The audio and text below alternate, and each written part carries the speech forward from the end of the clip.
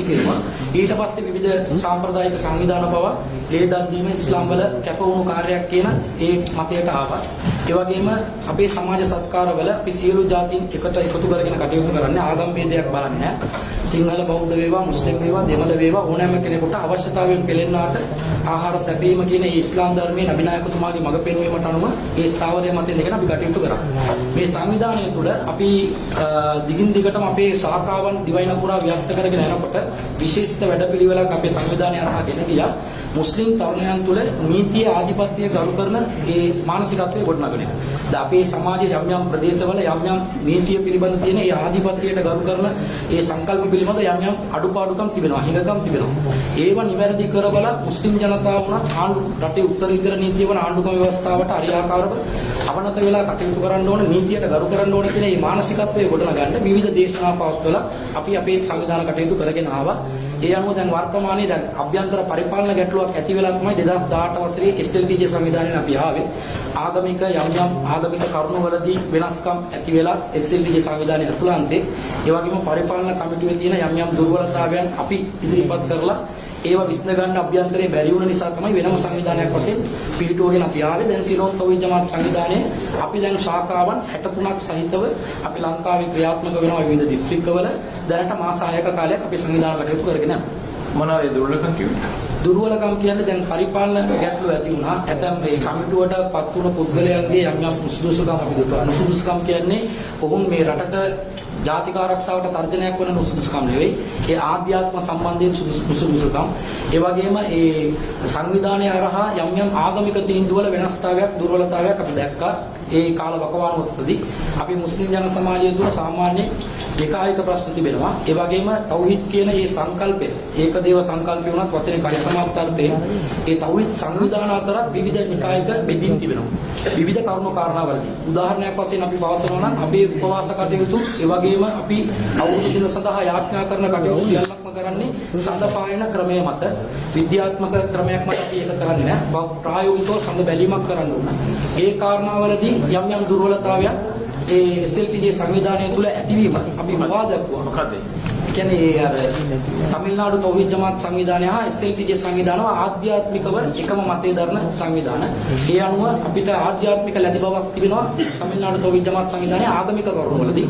ඒ තමිල්නාඩු තෞහීද් ජමාත් සංවිධානයේ සඳ දුටු එක් අවස්ථාවකදී එය කිසිලෙස පිළිනොගෙන ඒට ආගමට පටහැනි තීන්දුවක් පළ කරා. ඒ අපි අතුලාන්තයෙන් ඒ උගතුන්ට අපි ඒක දැන්නුවා. ඒවා පින්නලා මේවා වැරදි නිවැරදි කරගන්න කියලා. ඒ වරද වුන් කාලාන්තරයක් පුරා ඒක තියාගෙන තමයි නිවැරදි කරේ. නමුත් මේ අවස්ථාවේදී ඒවා නිවැරදි කරේ නැහැ. ඒවා නිවැරදි අපි මේ වරද සිදු කරයි කියන කාරණාව පවා පිළිනොගත්තු නිසා ඒ වගේම වෙනත් ආගමික යම් යම් තීන්දුවලදී කුර්බාන් ක්‍රමයක් පිළිබඳව යම් ප්‍රශ්නයක් පැන නැගුණා. එවැනි තීන්දුවලදී ඇති වුණු මතභේද අපි හුවා දක්වලා ඒවා නිවැරදි කරගත්තේ නැත්නම් අපේ පරමාර්ථය කිසියම් පුද්ගලයෙකුගේ ආධිපත්‍යයට යටත් වෙලා කටයුතු කරන එක නෙමෙයි. අපිට හැම වෙලේම උවමනා වුණේ සුද්ධ වූ කුර්ආනයේ මඟ පෙන්වීම, නබිනායකතුමාගේ මඟ පෙන්වීම නිසා අපි පුද්ගලයන්ට හෝ සංවිධානවලට යටත් වී කටයුතු කිරීමට බැඳීමක් නොතිබෙන නිසා අපි ඔවුන්ට පෙන්වා දුන්නා. ඒවැර නිවැරදි කරගත්තේ නැහැ. ඒ නිසා ඒවා ඉවත් වෙනට සිදු වුණා. ඒතර ඔබතුමාලාගේ සංවිධානයේ ක්‍රියාත්මක වුණේ වැඩිපුරම නැගෙනහිර පළාතේ විතරද නැත්නම් රට අපේ සංවිධානයේ දැන් වර්තමානයේ ශාඛා 63ක් තිබෙනවා. SLTJ සංවිධානයේ ඉන්නකොට අපිට ශාඛාවන් 82ක් පමණ තිබුණා. අපි පළාත් 10ක විශේෂයෙන්ම වැඩ කටයුතු කරා. අපිට වැඩි හරියක්ම අපේ ශාඛාවන් තිබුණේ මධ්‍යම පළාතේ නුවර ආශ්‍රිත ප්‍රදේශවල අපිට ශාඛාවන් 22ක් පමණ තිබුණා. නැගෙනහිර පළාතේ අපිට තිබුණේ මඩකලපුව හා අම්පාර දිස්ත්‍රික්කවල ශාඛාවන් 11යි. කොළඹ දිස්ත්‍රික්කයේ ශාඛාවන් 11යි අපිට තිබුණේ. සාමාන්‍යයෙන් ඒක ව්‍යක්ත වෙලා ඉන්න ආකාරය. නැගෙනහිර පළාතේ අපිට වැඩි ඒ නැගෙනහිර පළාතේ ජනගහනයත් එක්ක සසඳනකොට අපේ සංවිධානයේ ශාඛාවන් ඉතාමත් සීමිතයි.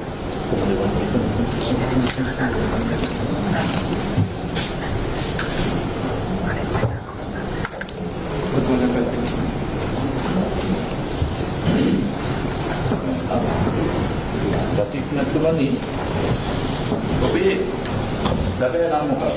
රාසික් රෆීක් දී. ඔබතුමා වෙනින් නම් වලිනුත් නම් පාවිච්චි කරනවා? නෑ, අබ්දුල් රාසික් කියන නම තමයි සාමාන්‍ය සමාජගත වෙලා තියෙන්නේ. ඒකට හේතුව රාසික් කියන නම අපේ දෙවියන්ගේ සුද්ධ වූ පරිසුද්ධ වූ නාමයන් 99ක් තිබෙනවා. ඒකේ රාසික් කියන නමෙන් අර්ථකථනය කරන්නේ දානපතියා කියන එක, ආහාර සපයන්නා කියන අර්ථය. ඒ දෙවියන්ගේ නාමයක් යම්කිසි පුද්ගලයෙකුට බද්ධ කරගන්නවා නම් ඉස්සරහට අබ්දුල් කැල්ලක් යොදා ගැනීමේ සම්ප්‍රදායක් මේ මුස්ලිම් ජන සමාජයේ තිබෙනවා. අබ්දුල් කියන්නේ වහලා කියන එක. ඒ අබ්දුල් රාසිද් කියලා ඒ දෙවියන්ගේ වහලා කියන අර්ථේ සමාජයේ එක පරිගණනය වුණා. ඒක මම ප්‍රතික්ෂේප කරේ නැහැ. ආගමනුකූල මන්සූර් කියන නමත් පාවිච්චි කරනවා. නෑ. රාසිද් රෆීක්දී අබ්දුල් රාසිද්. කොහොම වගකීමෙන් කියන මන්සූර් කියන එකෙන් මේ හරි ඉන්දියාවේ හරි කටයුතු කරලා නැහැ. කිසිම තැනක නැහැ. එතකොට ඔබතුමාගේ දේශනාවේ බොහොම හොඳට සිංහල පරිවර්තනය කරනවා. ඒ කරනවා. ඒ තුලින් බෞද්ධ ආගමට ඔබතුමා ගලපන වචන සහ වේවත් කතා කරලා තියෙනවා කියන එක පේනවා. මිනිමස් කෑවා බෞද්ධ ආගමේ බුදුහාමුදුරුවෝ කියලා කියනවා. ඇයි මේ වගේ ආගමට අගෞරව කරන දේවල් කියන්නේ?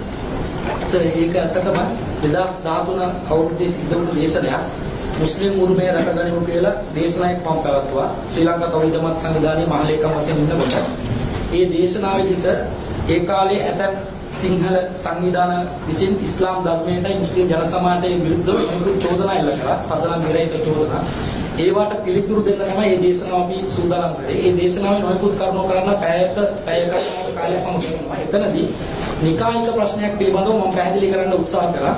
ඒ නිකායික ප්‍රශ්නය පැහැදිලි කරනකොට මට උමනාවක් ඇති වුණා මොන දෙයක් වුණා සිංහල බෞද්ධ රටක කොයින් සුළුදායක ප්‍රකාශ කිරීම බලංගුයි කියලා හිතනවා. නෑ සර් මම මේ වරද පිළිගත්තා සර්. ඒ කියන්නේ මම පොතක් නිර්මාංශ ප්‍රශ්නය කියන මේ පොත පිළිබඳ කොට ඥානානන්ද ස්වාමීන් වහන්සේගේ පොත උපුටලා දැක්වුවා.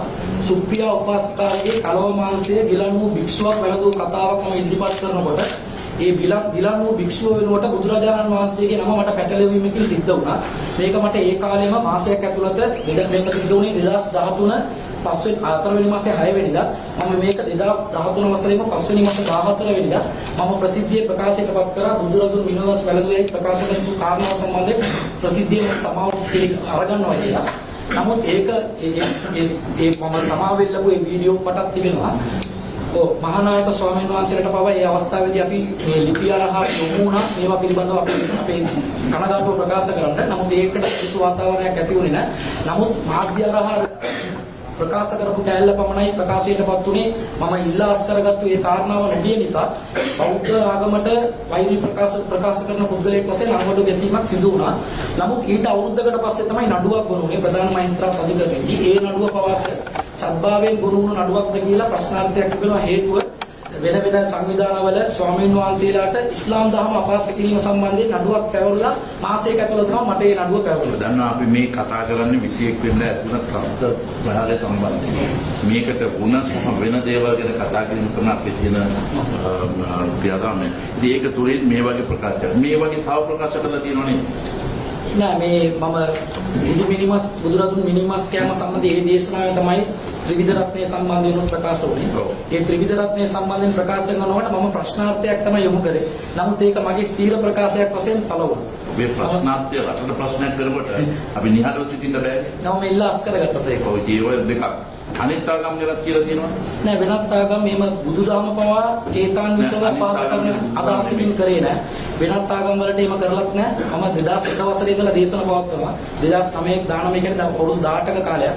මගේ දේශනාවල සියලුම වීඩියෝ කොට මම ගෙනාවා.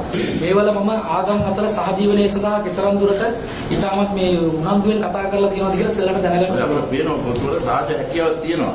ඔය කතා කරන එක ලස්සනට මේවල කරලා. ඉතින් අගෞරව කිරීම නැතුව කරොත් ඒක මේ වගේ සහජීවනයක් තියෙන රටකට ඒක ලොකු උනන්දුවක් තියෙනවා. මොකලක් වෙනවා. ඔව් සර්. ඒ වගේම ඔබතුමා ISIS ප්‍රතික්ෂේප කරනවා. ඔව් සර්.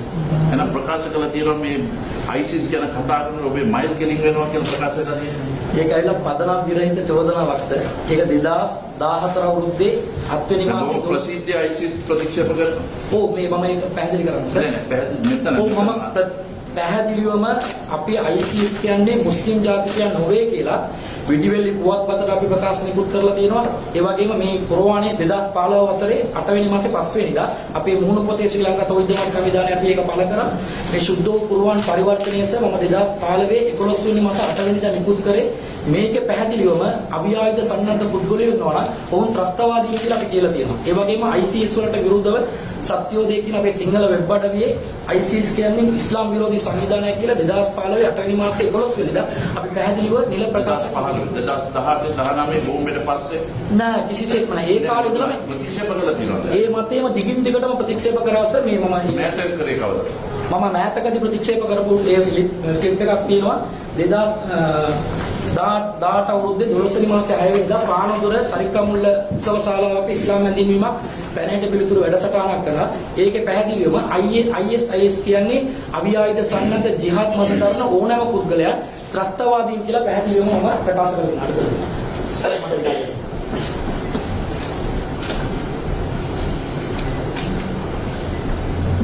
එසේ කටුවක් තබාගෙන නුඹට අමතක වුණා නම් නුඹගේ ඉස්ස කසා ගන්නවා. එම නිසා ඉස්ලාම් ධර්ම රැඳගනිමු යනුවෙන් තවත් කෙනෙකු ආක්‍රමණශීලීව බඩේ ඉස්ලාම් කැටුවා නම් ඒ පුත්‍රයා ඔහුගේ ජීවිතයේ ඉස්ලාම් සැබෑ සමග කරන්නේ. සැබෑ ඉස්ලාම් අනුගමනය නොකරන කෙනෙකු මරණින් මතු ජීවිතයේදී ජයග්‍රහණය නොලබනවා කියලා ඉස්ලාම් වල පදනම් මූලාශ්‍ර අවසර කොට කඩුවක් පෙන්වා තවත් කෙනෙකු මුස්ලිම් කරවීමේ ඕමනාව ඉස්ලාම් ධර්ම සම්පූර්ණයි. නමුත් චෝදනාවේ ලබන්නේ වෙනත් ආකාරයකට. තවත් තැනක සුතෝ කුරාණේ හරි. IS වලට ඍජුවම මම අපි පිළිගන්නවා කියන එක. ඒ වගේම වහිබිසම්. රටට ලොකු ප්‍රශ්නයක් ඇති වෙලා තියෙනවා. ඔබේ මතය මොකක්ද? සර් වහාබිසම් කියන්නේ සර් ඒක ඇවිල්ලා සංකල්පයක් නෙමෙයි. බොහෝ දෙනා ඒ පිළිබඳව වැරදි අවබෝධයකින් ඉන්නේ සර්. ඒක සංකල්පයක් නෙමෙයි. ඒක ඇවිල්ලා එක නාමකරණයක් පමණයි. වහාබිසම් කියලා කොහෙවත් ඉස්ලාම් වල ප්‍රතිපත්තියක් නැහැ. ද වහබ් කියන ඒ නම ඇදුනේ සර් 1708 දී මොහම්මද් ඉබ්නු අබ්දුල් වහබ් කියලා ධාර්මික උගතෙක්. සෞදි අරාබියාව කියන ඒ අධිරාජ්‍ය ගොඩනැගෙන්න කලින් නජද් කියන ප්‍රදේශයේ උපත ලබලා ඔහු ඉස්ලාම් ධර්මයේ තියෙන මේ මූලාශ්‍ර ලේඛන වලට පටහැනිව මුස්ලිම් ජන සමාජය අරාබිකරයේ ජීවත් වන අවස්ථාවේදී ඉස්ලාම් කියන්නේ මෙයයි නබිනායකතුමාගේ මඟ පෙන්වීම මෙයයි කියලා දේශනා කරා සුද්ධ වූ ආගම. අපේ කාලේ බුදුදහම හෝ වෙනත් ආගම් වල හින්දු ආభాස මිශ්‍ර වෙලයි කියලා සෝම හාමුදුරුවෝ ඒක වෙන් කරලා පෙන්වුවා වගේ. උදාහරණයක් වශයෙන් මම කියන්නේ වරදක් කියනවා නෙමෙයි. ඒ වගේ මොහම්මද් ඉබ්නු අබ්දුල් වහබ් කියන ඒ ධාර්මික වියතානන් ඒ ආගම පැහැදිලි කරා. පැහැදිලි කරනවා මෙයා තමයි මොහම්මද් ඉබ්නු අබ්දුල් වහබ් කියන්නේ. පැහැදිලි කරන අවස්ථාවේදී මෙතුමාට ඒ දිරියා කියන ඒ කාලේ අධිරාජ්‍ය බෙදලා තිබුණා සෞදි අධිරාජ්‍යය. රුහුණු කීටි මායාව වගේ අපේ ලංකාව බෙදලා තිබුණා වගේ. එතකොට මොහම්මද් ඉබ්නු අබ්දුල් වහබ් කියන ඒ ධාර්මික උගතානන්ට මොහම්මද් ඉබ්නු සූද් කියන ඒ දිරියා කියන අධිරාජ්‍යයේ රජතුමා එයාගේ ආගමික සහයෝගය ලබා දුන්නා. ඒ වුණ අතර 1844 දී ගිවිසුමක් ඇති වුණා. ආගමික ප්‍රචාරය මොහම්මද් ඉබ්නු අබ්දුල් වහබ් හරහා සිද්ධ වන්නට ඕන. ඒ අධිරාජ්‍ය පාලනය ව්‍යාප්ත කිරීමේ කාර්යය මොහම්මද් ඉබ්නු සූද් හරහා සිද්ධ වෙයි කියලා. කිසිදු තරකස මොහම්මද් ඉබ්නු අබ්දුල් වහබ් තුමාගේ ප්‍රධාන පොතක් තියෙනවා කිතාබ් තෞහීද් කියලා. ඒ පොතේ මෙහාට මෙන්න වහබිසම් මෙහි තියෙනවා. මේ වගේ ඒ වගේ මුස්ලිම් පන්ති කීයක් විතර තියෙනවා. එතකොට මේ වහබිසම් කියන ඒ සංකල්පයක් නැහැ. නමුත් ඉස්ලාම් ධර්මයේ මූලික ඉගැන්වීම තමයි සුද්ධ වූ කුර්ආනයට අනුව ජීවත් විය යුතුයි. නබිනායකතුමාගේ මඟ පෙන්වීමට අනුව ජීවත් විය යුතුයි. මේ ප්‍රදර්ශනය කරගන්න අපේ ලංකාවේ සම්ප්‍රදායක් ඇති වුණා තෞහීද් කියන නමෙන්. තෞහීද් කියන්නේ එකම දෙවියන් ඇදහිීම, දෙවියන්ට සමානව කිසිවක් හෝ කිසිවෙක් නොඇදීම. මේ සංකල්පය තෞහීද් කියන නමෙන් ශ්‍රී ලංකාවේ ප්‍රචලිත වෙනකොට අර මොහම්මද් ඉබ්නු අබ්දුල් වහබ් කියන ඒ වියතානුත් මේ ප්‍රතිපත්තිය ප්‍රකාශ කරපු නිසා තෞහීද් කියන ඒ ප්‍රචාරය ගෙන යන අයට වහාම මේ ලේබල් කරනයක් ගැවුවා මුන් වහබ්වාදීන් කියලා. ත්‍රස්තවාදීන් කියලා. කිසිදු තරක මොහම්මද් ඉබ්නු අබ්දුල් වහබ් ඔහුගේ පොතක හෝ කිසිදු තරක සඳහන් කරලා නැහැ. අපි යමෝරාගෙන රජයකට විරුද්ධව කටයුතු කරන්න ඕන කියලා. ඒ වගේම වර්තමාන සෞදි අරාබියාවේ නම පවාස සෞදියා කියලා තමයි තියෙන්නේ. ඒ මොහම්මද් ඉබ්නු සෞද් කියන ඒ අධිරාජ්‍ය නායකතුමාගේ නමින් තමයි එන්නේ. මේ වනතුරු ඒ සෞදි අරාබියාවේ පෙළපත පවා මොහම්මද් ඉබ්නු අබ්දුල් වහබ් තුමාගේ පරම්පරාව අරගෙන තියෙන්නේ ආගමික උපදේශකත්වයට පමණයි. ඔවුන්ට කිසිසේත්ම රාජ්‍ය බලයක් ලබා දෙන්නේ නැහැ. එවැනි ගිවිසුමක් කරා තමයි මේ පවුල දිගින් දිගටම කටයුතු කරන්නේ. ඒ නිසා ලංකාවේ වහබ්වාදය කියලා ත්‍රස්තවාදය උගන්වන කිසිදු ආයතනයක් ඔබතුමාට මෙහාට පෙර ආව මෞලවිලා කොහොම ජේෂ්ඨ මුස්ලිම් කට්ටිය මේ වහබිසම් ගැන වැරදි කියලා කියන මේක රටට අගුණයි අපේ සහජීවනයට ප්‍රශ්නයක් කියලා. ඔබතුමා ඒක පිළිගන්නවා? නෑ ඒගොල්ලෝ වැරදි අර්ථකථනයක් ලබා දෙන්නේ. දැන් වහබිසම් කියන්නේ ත්‍රස්තවාදයක් නෙමෙයි. ඒ ත්‍රස්තවාදී ක්‍රියාව වහබිසම් නමින් කවුරු හරි කරනවා නම් ඔවුන් අපි එලා දකින්න ඕන. නමුත් තෞහීද් කියන මේ සංකල්පය අපි පරිශුද්ධ අල් කුර්ආනයක් අපි පිළිදක්වලා දෙනවා. අපි තෞහීද් ප්‍රතිපත්තිය අදාන අය. මේ කුර්ආනයේස 509ක සටහන අපි ඉදිරිපත් කරලා තියෙනවා. මේක ලංකාවට සහජීවනයට වැදගත්. මේ කුර්ආන් පොතේ අපි පළ කරලා තියෙනවා මූණු ආවරණය තහනම් කියනවා. කාන්තාවන්ට 472 වෙනි සටහනේ අපි සඳහන් කරලා තියෙනවා මූණු ආවරණය කාන්තාවන්ට අදාළ දෙයක්. ඒ නබි මගක් නොවේ කියලා. එතකොට එතනින් සර් ගම්‍යමාන වන්නේ මේක රටේ අපේ ආරක්ෂාවට අවශ්‍ය දෙයක් කියලා. ජාතික ආරක්ෂාවට උවමනා කරන දේ අපි 2015 වසරේම කියලා ඉවරයි. මේ පාස්කු විරදින ප්‍රහාරයට පස්සේ නෙමෙයි. මේ සංකල්පය සමාජගත වෙන්නට ඕන. මූණු ආවරණය කියන්නේ නබිනායකතුමාණන්ගේ භාර්යාවන්ට පමණක් අදාළ නීතියක් කියලා අපි මේ පොතේම සඳහන් කරලා තියෙනවා. මේවා ලංකාවට මේ අපේ සංස්කෘතියට ගැලපෙන සුද්ධ වූ කුර්ආනය. නමුත් මේක වැරදි කියලා හුවා දක්වන්න අදහස් කරන්නේ අර වැරදි අර්ථකථනයක් ලබා දීලා ඇතැම් අවස්ථාවල කවුද ඒ වැරදි අර්ථකථන දීලා තියෙන්නේ? අපේ සංවිධානයේම නායකවරු තමයි. නම් කරන්නේ උලමා සංවිධානය. ඒ වගේම නැත්නම් දේශපාලකතුමාලගේ පැරණි සම්ප්‍රදායික කට්ටිය ඔබට විරුද්ධයි. ඔව් විරුද්ධ කරනවා ඒගොල්ලෝ. දැන් නමුත් ඒ උලමා සංවිධානයේ නිකුත් කරපු සුද්ධ වූ කුර්ආනයේ තියෙනවා මූණු ආවරණය කරන්න ඕනේ. අනිවාර්යයි. මොකද මූණු ආවරණය කරන්න ඕන අනිවාර්යයි කියලා තියෙනවා. එතකොට දැන් එතනදී පෙන්වන්නේ අපි ජාතික ආරක්ෂාවට තර්ජනයක් කියලා. නමුත් ඔවුන්ගේ මතය වෙනස්. නමුත් අපි එතනදී කියන්නේ ඒ උලමා සංවිධානය හො වෙනස්. මේ අවුරුද්දේ තමයි මේක පළ කරේ. අතිගරු ජනාධිපතිතුමාගේ අතින් තමයි පළ වුණේ මේ සුදු මූණු ආවරණය නබිනායකතුමාගේ භාර්යාවන්ට පමණක් අදාළ නීතියක්. සෙසු කාන්තාවන් මූණු ආවරණය නොකළ යුතුයි. සුද්ධ වූ කුර්ආනයේ 33 වන පරිච්ඡේදයේ 59 වන වැකියේ තියෙනවා ධාලික අදා යොහරෆ්න. කාන්තාවන් ඇඳුම් වස්ත්‍ර පරදිනකොට ඔවුන්ගේ අනන්‍යතාවය තහවුරු කරගන්න ඕනේ. අනන්‍යතාවය තහවුරු කරගන්න මූණ අනිවාර්යයෙන්ම පෙන්වන්න ඕනේ. නබිනායකතුමාගේ කාලේ කාන්තාවන් ජීවත් වුණා. ඒ කාන්තාවන් සියල්ලම මූණ අනාවරණය කරගෙන හිටියේ. ආවරණය කළේ නැහැ. නබිනායකතුමාගේ භාර්යාවන් වඳුනගන්නේ මූණ ආවරණය තුලින්. ඒ කියන්නේ අනිත් කාන්තාව මූණ ආවරණය කළේ නැහැ. නබිනායකතුමාණන්ට බහු භාර්යාවන් හිටියා 11 දෙනෙක්. ඒ නිසා මේ නීතිය උන්ට පමණක් ඒ පවිත්‍රතාව වූ ජීවිතයක් සඳහා වූ ලබා දුන්න නියමයක් මිසක් වෙනත් කාන්තාවන්ට ඒක අදාළ නොවේ කියන ස්ථාවරය නැතම පිට. ඒ සඳහා අපි කරපු ඒ සාක්ෂි සාධක සහිතව මේ මෙතනින් මුනිච්චාවට නොකිය සාක්ෂි සාධක සහිතව අපිට ලේඛන ඉදිරිපත් කරන්න පුළුවන්. මේ සඳහා සම්පූර්ණ ඔබතුමා ඔයගේ ලස්සනටම කියනකොට ඇයි අර වගේ අන්තවාදීට ගියෝ? අන්තවාදීව කතා කරලා අනෙක් ආගම් අගෞරව කිරීමේ වැඩ පිළිවෙල තමාගේ ආගම ලස්සනට මගේ ඉතිහාසයේ එක අවස්ථාවකදී සිදු වුණු වරදක් එක ගමනක් විතරද? එක ගමනක්. ඔබගේ සායනවා නැස ඒක මම පැහැදිලි ඒ වයි නිවැරදි ඉදිරියට ඒ වගේ කවදාකවත් වෙන්නේ නැහැ. නැස මගේ ප්‍රතිපත්තියක්ම නෙමෙයි සර්. අතින් වැරදීන් සිද්ධ වෙනකොට ඒවා නිවැරදි කරගෙන අපි ඉදිරියට ගමන් කරනවා. ලොකු ආందోලනයක් ලක් වුණා ඒක. ඔව් මම ඒක පිළිගත්තා. නමුත් මම මේ වැරදි හදාගෙන මගේ ගමන ගෙනියනවා. දැන් අපේ කතා ශෛලිය වල පවා යම් යම් වෙනස්කම් සිද්ධ කරගෙන තියෙනවා. ඒ වරද නිවැරදි කරේ මොනවද? 2013 නේ වැරද කරේ. ඔව් 2013 නිවැරදි කරේ මොනවද? ආගම් සම්බන්ධයෙන් 2013 දී ප්‍රකාශ වුණේ. ඒ මාසෙම ඒක නිවැරදි කරගත්තා. 2013ේම 5 වෙනි මාසේ 14 වෙනිදා. ඒ අවස්ථාවේදී නිවැරදි කියන්නේ අර වාදී අන්තවාදීව දමන කරන්න ඕන කියලා අදහසක් නැහැ කියන එක මේ තුලින් සාහවුරු වුණා. මම වැරදි මට ස්වාමීන් වහන්සේලා මට කෝල් කරලා කිව්වා වැරදි ප්‍රකාශයක් ඔබට වැරදිලා ඇති. වහම ඉල්ලාස් කරගන්න කියලා කියනකොට මම මේක නිවැරදි කරා. නමුත් ඔබට ඒක නඩුවක් පැවරුණා 2016 ඔය සම 2014 2016 දී නඩුවක් පැවරුනේ සර් ඥානසාර ස්වාමීන් වහන්සේට එරෙහිව දෝෂාරෝපණයක් කිරීම සම්බන්ධයෙන් ඒකම බුදුදහමට හෝ සංඝරත්නයට හෝ නායක හාමුදුරුවන් වහන්සේලාට අගෞරව කරන්නට කරපු දෙයක් නෙමෙයි. ඒ උන්වහන්සේ යම් යම් ප්‍රකාශ කරලා අපිව තර්ජනාත්මකව මාධ්‍යමයක් පවත්ලා අපි උද්ඝෝෂණයකට බාධාවක් පමුණවන්න අදහස් කරපු නිසා එතනදී අල්ලාට තියෙන්නේ දෙකක්ද තුනක්ද කියලා ප්‍රකාශයක් නිකුත් කරනකොට මේ මාණ්ඩෝ ඔබතුමා කවුද කියනවා වෙනකොට ඔබ වහන්සේ කවුද කියනවා වෙනකොට උඹ කවුද කියලා ප්‍රකාශයක් වුණා. එවැනි ඒකටත් නඩුවක් තවමත් දුරු වෙමින් අධිකරණ ඔබතුමා ආගම හැදෑරුවේ කොහොමද? මම ආගමස මම බීකොම් වාණිජවේදී විශේෂ උපාධියක් හැදෑරුවේ. මම පුද්ගලිකව මෙවැනි අර සුද්ධ වූ කුර්ආනය මම පරිවර්තනය කරන්න පටන් ගත්තේ 2002 වර්ෂයේ අවසානයේ ඉඳලා අවුරුදු 12 13ක් මට ගියා. මේ කුර්ආනය පරිවර්තනය කරලා දෙන්න ඕන කියන ඒ අරමුණෙන් තමයි අරාබි භාෂාව මම පුද්ගලිකව ඉගෙන ගත්තේ. නමුත් ඔබතුමා කොහෙන් හරි ආගම උගන්වන පිළිගත් තැනක ගිහිල්ලා ඉගෙනින් නැතු නෑ. සාහිතික පත්‍ර නැහැ සර්. ඒම මද්රසා පාසලක මම ඉගෙනුම ලැබුණත් නැහැ. නමුත් ඒ ඉස්ලාම් ධර්මයේ තියෙන මූලික හරයක් තමයි සර් නබිනායකතුමා කියලා තියෙනවා බල්ලිහු වන්නි වලව් ආය. මාගෙන එක කරුණක් දන්නවා වුණත් ඒක මහ ජනතාවට ප්‍රකාශ කරනවා. ඒ පදනම මත දන්නා කරුණ ප්‍රකාශ කරන නොදන්නා දේවල් ගැන කතා කරන්නේ. ඔබතුමා දන්නවද මේ ආගමික වියතුන්ගේ සංවිධානයක් ලංකාවේ පවතින බව? ඔව් සර්. ඒ ආගමික වියතුන්ගේ සංවිධානයට ඔබතුමාලා එකතු වෙලා ඉන්නවා? නෑ සර්, අපි ආගමික වියතුන්ගේ සංවිධානයට අපි ඒකාබද්ධ වෙලා කටයුතු කරන්නේ නැහැ සර්.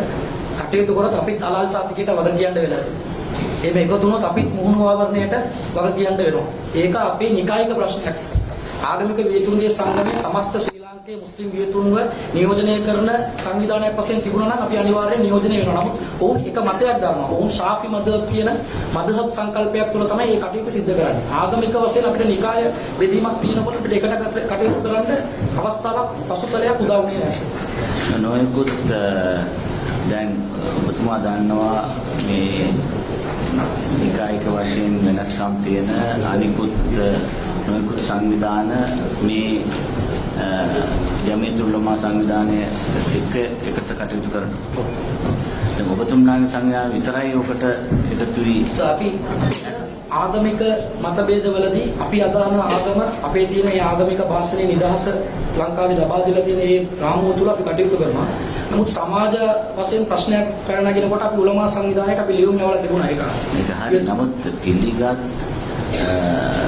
ආගමික ආයතනයක ඉගෙනම නොලැබී ඔබ කවුරුත් තම තමන්ගේම ස්වේච්ඡා වෑයමින් ඉගෙනගත් ආගම දැන් ප්‍රචාරය කරන්න පටන් ගන්න අරන් තියෙනවා. දැන් මම මේ සුද්ධ වූ කුර්ආනයේ පරිවර්තනය කරේස මගේම ඍජු පරිවර්තනය නෙමෙයි. ඒ ආගමික වියතෙක් කරපු පරිවර්තනයේ දෙමළ පරිවර්තනයක සිංහල පරිවර්තනය. එවැනි යම් පරිවර්තන අරගෙන ඒ සාක්ෂි සාධක අපි පරිශීලනය කරලා අරාබි භාෂාව පිළිබඳව ප්‍රමාණවත් දැනුමක් තියෙනවා. ඔබතුමාට ප්‍රමාණවත් දැනුමක් තියෙනවා. ඔබතුමාගේ විග්‍රහය අනිත් අය පිළිගන්න ඕනේ. එහෙම නෑ මම පිළිගන්න කියන්නේ නැහැ සර්. මම සාක්ෂි ඉදිරිපත් කරනවා. ඒ සාක්ෂි සාධක වුන් තෝරාගෙන බේරගෙන පිළිගන්න පුළුවන් ප්‍රතික්ෂේප කරන්න පුළුවන්. ඔබතුමා වයස කීයද? 36. මේ ප්‍රචාරණය පටන් ගත්තේ කොයි අවුරුද්දේ? 2001 වසරේදී. ඒකන කොයි වයස? මම A level කරන අවස්ථාවේ. A level කරන අවස්ථාවේ ඔබතුමා ආගම වියතෙක් හැටියට මේ ආගම මේ පිළිබඳ දේශන පටන් ගන්නවා. නෑ මම සිංහල භාෂාව පොඩ්ඩක් කතා කරන්න අසුරවන්න සුළු හැකියාවක් තිබෙන නිසා ඒ අවස්ථාවේදී මට වියතුන් ඇවිල්ලා සිංහල භාෂාවෙන් දේශනා කරන්න ඇරයුම් කරා. ඒ අනුව මම මේ වේදිකාවට ආවා. ඔබ කොහෙද අධ්‍යාපනය කරන්නේ? මම සහිරා විද්‍යාලයේ සාමාන්‍ය පෙළ උසස් පෙළ රාජකීය විද්‍යාලය කොළඹ සහිරා විද්‍යාලය කොළඹ රාජකීය විද්‍යාලයේ කැලණි විශ්වවිද්‍යාලයේ උපාධිය දෙනවා. ඉස්ලාම් ආගම උගන්වන ආයතන ව්‍යාපච්චය කොයි? මුස්ලිම් ආගම තහ සංස්කෘතික කටයුතු දෙපාර්තමේන්තුව යටතේ දැන් හකීම මන්තුමා කියන පිළිගත් ආයතන කියලා කියන්නේ මුස්ලිම් ආගමික කටයුතු අමාත්‍යාංශ ව්‍යාපච්චය කියනවා. ඒ සංවිධාන ව්‍යාපෘති වෙන්නේ ආගමික මූලවිවරු කියන්නේ දැන් එක සංවිධානයක ලියාපදිංචි වෙන්න ඕන කියලා නියාමනයක් නැහැ. ඒක මද්රසා පාසල් ක්‍රම තියෙනවා. ඒ මද්රසාවල ගුරුවරු ඔවුන්ගේ ඒ ගුරුවරුන්ගේ සාතික පත්‍රය මත තමයි මූලවිවරු පිට වෙන්නේ. එක සංවිධානයක් යටතේ නියාමනයක් යටතේ ආගමික වියතුන්ව සාතික කරන තත්ත්වයක් නැහැ. සියලුම මද්‍රසා පාසල් ජමීයතුල් උලමා සංවිධානය විසින් පිළිගන්න ඕන. එහෙම නීතිමය නියමයක් නැහැ. පිටි මද්‍රසා පාසල් තිබෙනවා. තිබෙනවා. ඔවුන් ලියාපදිංචි වෙන්නේ මුස්ලිම් ආගමික සංස්කෘතික කටයුතු දෙපාර්තමේන්තුවේ ඒ වගේම දැන් තෞහීද් නොවන තරීකා සංවිධානය කියලා සංවිධාන තියෙනවා. ඒ තරීකා සංවිධාන පවා උලමා සංවිධානය යටතේ. අරාබි භාෂාව අධ්‍යයනය කිරීම සහ ප්‍රවර්ධනය කිරීම ඔබතුමාලගේ සංවිධානය පිළිගන්නවා. ඔය අරාබි භාෂාව කියන්නේ අපි ඉස්ලාම් ධර්මයේ මූලාශ්‍රවල භාෂාව මුල් ඉගෙනීමක් තියෙන භාෂාව. ඒ බුද්ධ භාෂිතයට පාලි භාෂාව අවශ්‍ය වගේ අදාරන්න වටහා ගන්න. අපේ මූලික මේ ලේඛන වටහා ගන්න අපිට අරාබි භාෂාව වැදගත් ආගම වටහා ගන්නට ඍජු ලෙස. ඒ අනුව අරාබි භාෂාව අපගේ සමාජයේ කුඩා දරුවන් ඒ වගේම තරුණයන් ඒවා ඉගෙනගෙන මූලික මූලාශ්‍ර වලට කිට්ටුවෙන් ඔවුන් ආගම අනුගමනය කරන එක බලාපොරොත්තු වෙනවා. ඒක අපේ ආගමික අවශ්‍යතාවය. ඕනම තරයි භාෂාව ඉගෙන ගන්න එකයි හැම නගරයකම ගමකම තියෙන පුවරු අරාබි භාෂාවෙන් දාන එකයි දෙකක්. නමුත් දැන් සාමාන්‍ය දැන් අරාබි භාෂාව ගැන වැරදි අර්ථකථනයක් කරනවා. දැන් එක්සත් ජාතීන්ගේ සංවිධානයේ පිළිගත් භාෂා 6ක දෙවැනි තැන තියෙන්නේ අරාබි භාෂාව. විකිපීඩියා වල ලේඛන පරීක්ෂා කරලා බලනකොට ඉංග්‍රීසි භාෂාවට පරිබාහිරව ලේඛන වැඩි වශයෙන්ම තියෙන අරාබි භාෂාව. කියන්නේ අරාබි භාෂාව සර්. ඒක අපේ රටේ අදාළ නැහැ. ඔව් සර් දැන් අපි කියන්නේ ඒක වැඩිම තියෙන භාෂාව මොකක්ද? එක්සත් ජාතික සංවිධානය. ඉංග්‍රීසි භාෂාව. ඒකට අපේ රටේ හැම එකම ඉංග්‍රීසියෙන් කරන්න ඕනේ ඊට පස්සේ. නෑ එහෙම නෑ සර් මම මේක නැහැ. නෑ සර් එහෙම මම කියන්න අපේ ආවේ රට අදාළ අපේ ජාතික භාෂාවල් පිළිගත්තේ විතරයි. දැන් මම දැන් කියන්න අදහස් කරේ සර් දැන් අපේ ආගමේ යම් සටන් යම් පාට තිබෙනවා. සුභාසිංසන පතන්දු අස්සලාමු අලයිකුම් කියන්නේ. ස්තුතිවන්ත වෙන්න ශුක්‍රන් කියලා ජසාකල්ලාහ් ඛෛරා කියන්නේ. මාෂාඅල්ලා දෙවියන්ගේ කැමැත්ත මත මේවා සිදු වුණායි කියලා ඉන්ෂාඅල්ලා අනාගතයේ දෙවියන්ගේ කැමැත්ත මත සිද්ධ වෙයි කියලා යම් පාට තියෙනවා. දැන් අපිට ජීවමානව අපගේ කටයුතු සිද්ධ කරගන්න ඒවා අපිට යොදා ගන්න සිද්ධ වෙන නිසා තමයි මේ පුවරු වල තරවලත් යොදන්න ආවේ. නමුත් අපි කිව්වේ නෑ. ඔව් විරුද්ධ නෑ සර්. පුංචි ගානලා මහම පාඩ තමයි ඔබතුමා කියන අපිට කවුරුත් විරුද්ධ නැහැ. අපිත් පාවිච්චි කරනවා රැස්වීම වල ගියාම.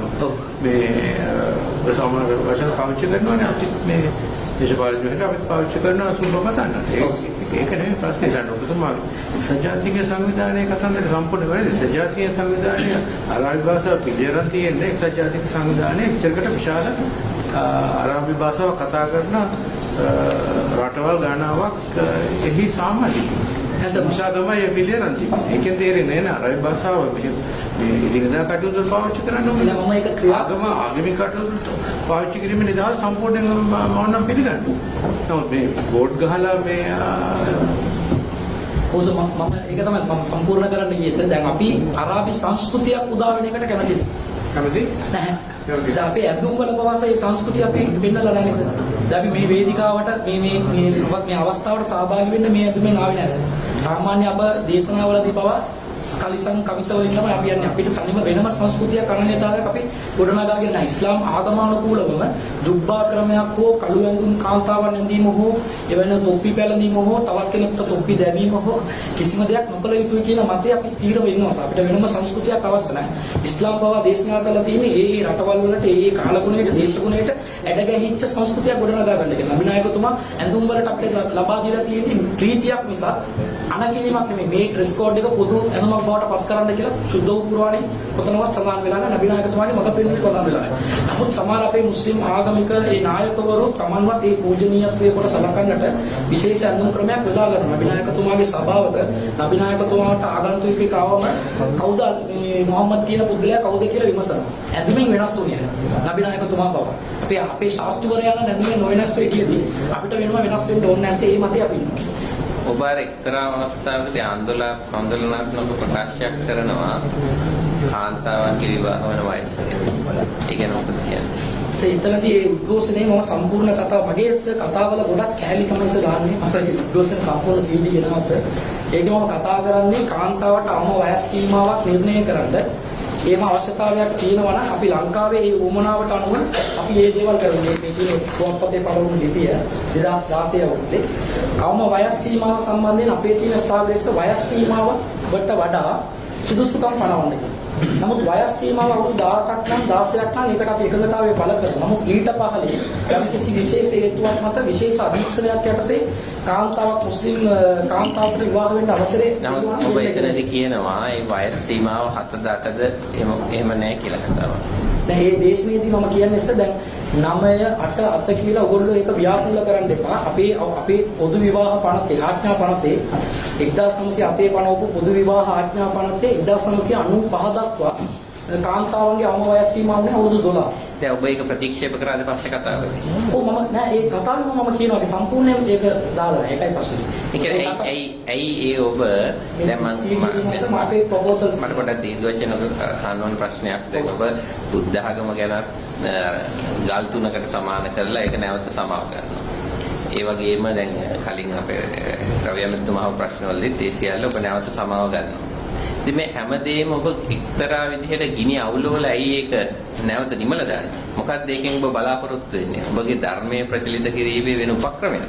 නෑ සර් එහෙම නෙමෙයි. මම අවිල්ලා වැරදි කර නිවැරදි කරලා යනවා වගේ නෙමෙයි. මගේ දේශනාවල කෑලි උපුට දක්වලා තමයි දාන්නේ. නෑ ඔබ පරිස්සම් වෙන්න ඕන වගේ කතා කියනකොට සම්පූර්ණ ඒ સંદર્ભය බලන්න ඕනේ සර්. સંદર્ભයේ ඉහළින් સંદર્ભයේ උනත් ඒ කොටස ඉතාමත් ආందోලනාත්මක කොටස් තුනම මම ඒ අර මෙඩිකල් දුන සම්බන්ධයෙන් බුදුරජාණන් වහන්සේගේ මේ කතාව සම්බන්ධයෙන් එකම අවස්ථාවකදී ඒක මම ඉල්ලා අස් කරගත්තා. ඔව්.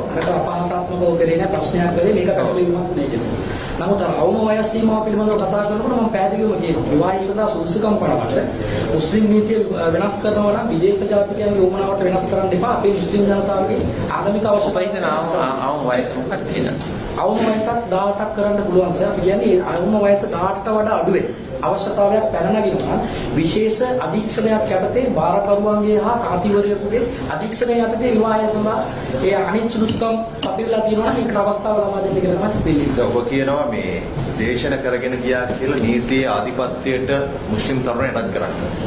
ඒ නීති ආධිපත්‍යයට යටත් කරනවා කියලා කියන්නේ මේ හෙල්මට් නීතියට සියලු දෙනා යටත් කරනවා කියන එක විතරද? නැසද අපේ සමාජය තුළ සාමාන්‍ය දැන් ඉස්ලාම් සුද්ධ වූ පුරාණයට අවනත වන ඒ මානසිකත්වය අභිනායකතුමාගේ මඟ පෙන්වීම වලට අවනත වන මානසිකත්වය යම් යම් නීතිමය කාරණාවලදී තරම් දුරට මේ මානසිකත්වයක් අපේ සමාජය තුළ නැති දුර්වලතාවයක් අපි දකිනවා. ඒ හෙල්මට් වල වෙන්නට පුළුවන් වෙන ඔබ ඒ කරපු උද්ඝෝෂණයේදී කුඩා පිරිමි මුස්ලිම් දරුවෙක් බෝඩ් එකක් අල්ලන් ඉන්න ඔබට විචාරයක් වෙන්නත් පුළුවන්. මුස්ලිම් කාන්තාවක් වැඩි වියටපත් වූවා නම් විවාහ වීමට කැමති නම් බාරකරුවෙක් සිටිනා ඇයට විවාහයක් සිදු කර ගැනීමට පූර්ණ අයිතියක් ඇත කියලා පොඩි මුස්ලිම් පිරිමි දරුවෙක් බෝඩ් එකක් අල්ලගෙන මේක ඉතාම ප්‍රසිද්ධ ඡායාරූපයක්. එතකොට දැන් මේ ඔබ හඳුන්වා දෙන්නට යන්නේ අර අවුරුදු 8 9 10 11 ඕන කෙනෙකුට විවාහ වෙන්න අයිතියක් තිබෙනවා කියන එක වෙනුවෙන් නේද මේ මිනිස්සු පාට අරගෙන තියෙන්නේ? නෑ සර් එහෙම නෙමෙයි. දැන් අපි උද්ඝෝෂණ පවත්වනකොට අපි කුටුම්බයත් එක්ක සහභාගී වෙන්න කියලා කියනවා. කාන්තාවුන් සහභාගී වෙන්න කාන්තාවට නිසි තැනක් දෙන්න ඕන අයිතිවාසිකම් තියෙනවායි කියන එක ප්‍රදර්ශනය කරන්න අපි කාන්තාවන්ට සහභාගී වෙන්න කියනකොට ඒ දරු පවුල් අරගෙන ඇවිල්ලා සහභාගී වුණේ සිදු වුණු දෙයක් තමයි ඔක. අපි ඉතුමතේ සැලසුම් සහගතව මේ පුවරු උස්සන්න කියලා ළමුන්ට අපි කවදාවත් දෙන්නේ නැහැ. අපි පවුල් පිටින් තමයි හැම දෙයක් කරන්නේ. මේ කාන්තාවන්ගේ නියෝජනයක් මේ සමාජය තුළ තියෙන්න ඕන. දැන් සාමාන්‍ය විවේචනය වෙනවා මුස්ලිම් ආගම තුළ කාන්තාවන්ට සම අයිතිවාසිකමක් නැහැ කියන්නේ. අපි සම අයිතිවාසිකම් නොතිබුණත් නිසි අයිතිවාසිකම් ලබා දෙන්නට මෙවැනි උත්සාහයක් දරනකොට මෙවැනි යම් කිසි දෙයක් අරගෙන ටක්කල උලුප්පල පෙන්වනවාස අපි වැරදි අර්ථකථනයක් දක්වන්නේ. එහෙම නෙමෙයි. අපි ඒගොල්ලන්ගේ අර පවුල් පිටින් සහභාගී වීමේදී සිදු වුණු දෙයක් ඒක. මේ උද්ඝෝෂණය කරනකොට අපි සැලකීමක් වෙනවා සේක්‍රියෝ එක. මේ උද්ඝෝෂණය කරන්න ඔබට කවුරු හරි අනුබල ආධාර දුන්නා? තව සහතික කරලා කියන්නම් සර් කිසිදු රාජ්‍ය ආයතනයකින් හෝ බුද්ධිවංශයකින් හෝ හිටපු ආරක්ෂක ලේකම් ගෝඨාභය රාජපක්ෂ මහත්මයාගෙන් හෝ ඇයි ඔබතුමාගේ නම කිව්වේ? එතුමාගේ නම ඇයි ඔබ මේ ප්‍රශ්නේ සම්පූර්ණ වෙන්නත් ඉස්සෙල්ලා අහන්නත් ඉස්සෙල්ලා ඒක නිසා විවේචනය ඔබ ප්‍රශ්නේ ඉවර වෙන්නත් ඉස්සෙල්ලා යම් අය ආරක්ෂා කරමින් කතා කරනවා මේ මට බුද්ධිවංශයට උදව් කරුවේ නෑ මට ආවල් මහත්මයා උදව් කරුවේ නෑ මට ආණ්ඩුවෙන් උදව් කරුවේ නෑ. මොකද ඔබට ලොකු ඕනකමක් තියෙනවාගේ යම් කිසි දෙයක් හංගන්න ඔබ සාක්ෂි පෙන්වන්න කරන්නේ ඒකයි. නෑ සර් උනන්දුවක් සර් දැන් සර් අහනකොට කිව්වා මේ අනුබල දීමක් කරනවාද කියලා. දැන් සාමාන්‍ය මගේ නම පාවිච්චි කරනකොටම සර් මගේ චරිතය ඝාතනයක් සිද්ධ වෙනවා මේ වැටුප් අරගෙන මම වැඩ කරනවා. එහෙම කවදාවත් කරන්නේ නැහැ කියන එක මේක අවස්ථාවක් කරගන්න. මගේ ප්‍රශ්නට දිගට අහන්න ඉතින්. ඔව් එතකොට ඔබ මේ කාර්යයන් කරන්න කොහොමද මුදල් හොයාගන්නේ? අපි සර් අපේ ව්‍යවස්ථාවලියම තිබෙනවා විදේශ රාජ්‍යයකින් හෝ රාජ්‍ය නොවන සංවිධානයකින් ලංකාවේ රාජ්‍ය නොවන සංවිධානයකින් කිසිදු ආධාර අරමුදලක් ලබා නොගෙන ස්වච්ඡාවෙන් අපගේ තියෙන මේ පරිශ්‍රමය මත අපි රැකියාවක් කරනවා. නෑ මම කලින් රැකියාවක් කරා සර්. මම කලින් අපේ විශ්වවිද්‍යාලයෙන් ඉවත් වුණ ගමන් ඉමාන් පැකින් කියන ඒ සංවිධානයේ ඒ ආයතනයේ මම රැකියාවක් කරා මේ සහකාරක ගිණුම්කරුවෙක් වශයෙන්. ඒකේ මම කරලා ඊට පස්සේ සර් මට ඒ කම්පැනි BOI අප්‍රූවඩ් කම්පැනි එක ඒ අවුරුද්දේම 2008 වසරේම ඒක විසිරුවා ඇරියා. ඔවුන්ගේ ආයෝජනයේට හරි සුදුසුකම් නැති නිසා. ඊට පස්සේ මට රැකියාව අවස්ථාවක් නැති නිසා මම බෞද්ධ ලේඛක රවුෆ් අකින් නමස්ම හම්බ වෙලා මට ඒ අත්සන් කරපු ලේඛනමවක් දෙනවා මේ මට මගේ උපාධියට සම්බන්ධ රැකියාවක් සඳහා මට නිර්දේශයක් කරන්න කියලා. මම මේ වගේ උත්සාහයක් දරුවා.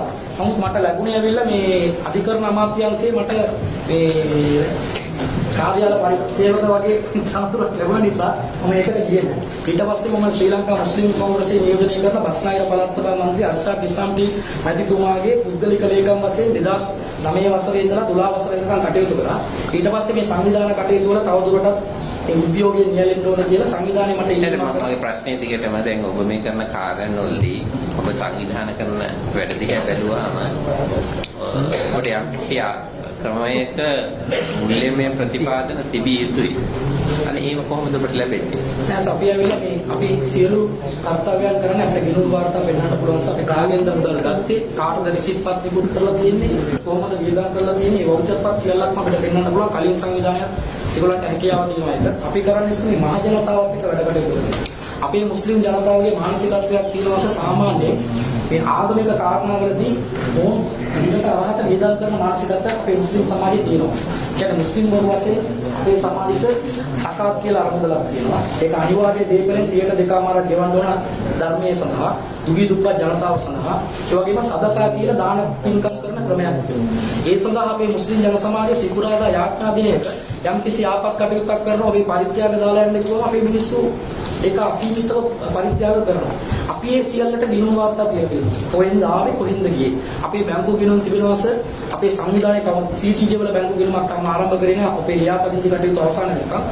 එතකොට කලින් සංවිධානයේ බැංකු ගිණුම් තියෙනවාස ඒවා පරීක්ෂණය කරලා බැලුවා නම් විදේශ රටවල් වල හෝ වෙනත් පුද්ගලයන්ගෙන් අපි ආධාර අවන්තත් එකතු කරාද නැද්ද කියලා සම්පූර්ණ මේ වාර්තාව ප්‍රකාශ කරනවා. කිසිම දෙයක් නැහැ. මම තම ප්‍රශ්නෙට යනවා දැන් ඔබ මම ඇහුවේ අර කාන්තාවන්ගේ විවාහ වෙන වයස් සම්බන්ධ උද්ඝෝෂණයට කවුරු ආධාර කරාද කිව්වහම ඔබ එකපාරට කිව්වා ආරක්ෂක ලේකම් ගෝඨාභය රාජපක්ෂ පිටුව ලේකම්තුමාගේ නම. ඇයි ඒක කිව්වේ? ඒ නම නැවත නැවත පාවිච්චි කරලා මම ඇවිල්ලා කාගේ හරි අතපොළුවෙක් බවට පත් කරන්න සමහර උත්සාහයක් කරනවා. මම බැලුවේ එතනින් මට මේ අවස්ථාව උදා කරගන්න බැලුවේ. මටත් ඕනේ මේක ඇවිල්ලා මෙවැනි සභාවක මාගේ නිර්දෝෂීභාවය මට ඉදිරිපත් කරන්න අවස්ථාවක් ලැබෙයි කියලා මම බැලුවේ. ඔව් දැන් මේ සභාවටම විවිධ පුද්ගලයෝ ඇවිල්ලා මේ මෙවැනි ප්‍රකාශ කරනවා. මෙහා ආරයාගේ පුද්ගලයා, මෙයාගේ පුද්ගලයා උද්ඝෝෂණය දෙවනේ 2016 මේ ඔබතුමා ගන්නවද මේ PJ කියන තැනත්තා? ඔව් සර්. PJ කියන ඒ විද්වතාන තමිල්නාඩු තෞහීද් ජමාත් වල ඒ සංවිධානයේ නායකයා ඉන්දියාවේ තමිල්නාඩුවේ ප්‍රසිද්ධ ධාර්මික දේශකයෙක්. ඒ තැනත්තා ශ්‍රී ලංකාවට ගෙන යාම සඳහා ඔබතුමන්ලා මොකක් හරි උත්සාහයක් ගත්තද? ඔව් අපි ශ්‍රී ලංකාවට මේ තමයි PJ නුලාද්දීන් කියන මේ විද්වතාන එතුමා තමිල්නාඩු වල ප්‍රජාතන්ත්‍රවාදීව කටයුතු කරන මේ කරුණානිධි මහත්මිය ඉන්න කාලේ පින්තූරයක්. ඒ වගේම මේ මන්මෝහන් සිං සමග ගත්තු පින්තූරයක්. ඒක ජයලලිතා මහත්මිය සමග ගත්තු පින්තූරයක්. එයාම ප්‍රස්තාවදියක් වගේ අංගවඩු ගන්නවා. නෑ නමුත් එතුමා මෙහාට ආගමික ප්‍රචාර වලට එන එකට විරුද්ධව විශාල ආందోලනයක් ඇති වුණු බව ඔබතුමා දන්නවද? ඒ ආందోලනයක් මහ ජනතාව අතර නෑ. එක දේශපාලඥයෙක් පමණක් එයා වෙන නිකායකට අයත් පුද්ගලෙක්. එයාගේ සම්පූර්ණ උත්සාහයෙන් තමයි මේ PJ කියන ඒ පුද්ගලයාව සම්පූර්ණයෙන්ම මේ රටට ගෙන්නන්න ගොඩක් මේ අපිට පෙරහිකම් කරන්නේ. අපි 2015 PJ කියන ඒ වියතනාම්ගේ පරිශුද්ධ වූ කුර්ආනයේ දෙමළ පරිවර්තනය සිංහලයට පරිවර්තනය කරලා මේක හෙළි දක්වන්න අපි වීසා බලපත්‍ර ලබා ගත්තා. අපේ ශ්‍රී ලංකාවේ ආගමන විගණන දෙපාර්තමේන්තුවෙන් ඒ වගේම මුස්ලිම් කටයුතු අමාත්‍යාංශයෙන්. නමුත් එක දේශපාලඥයෙක් ඉන්නවා. එයා හැම වෙලෙම අපේ නිකායට විරුද්ධ පුද්ගලයෙක්.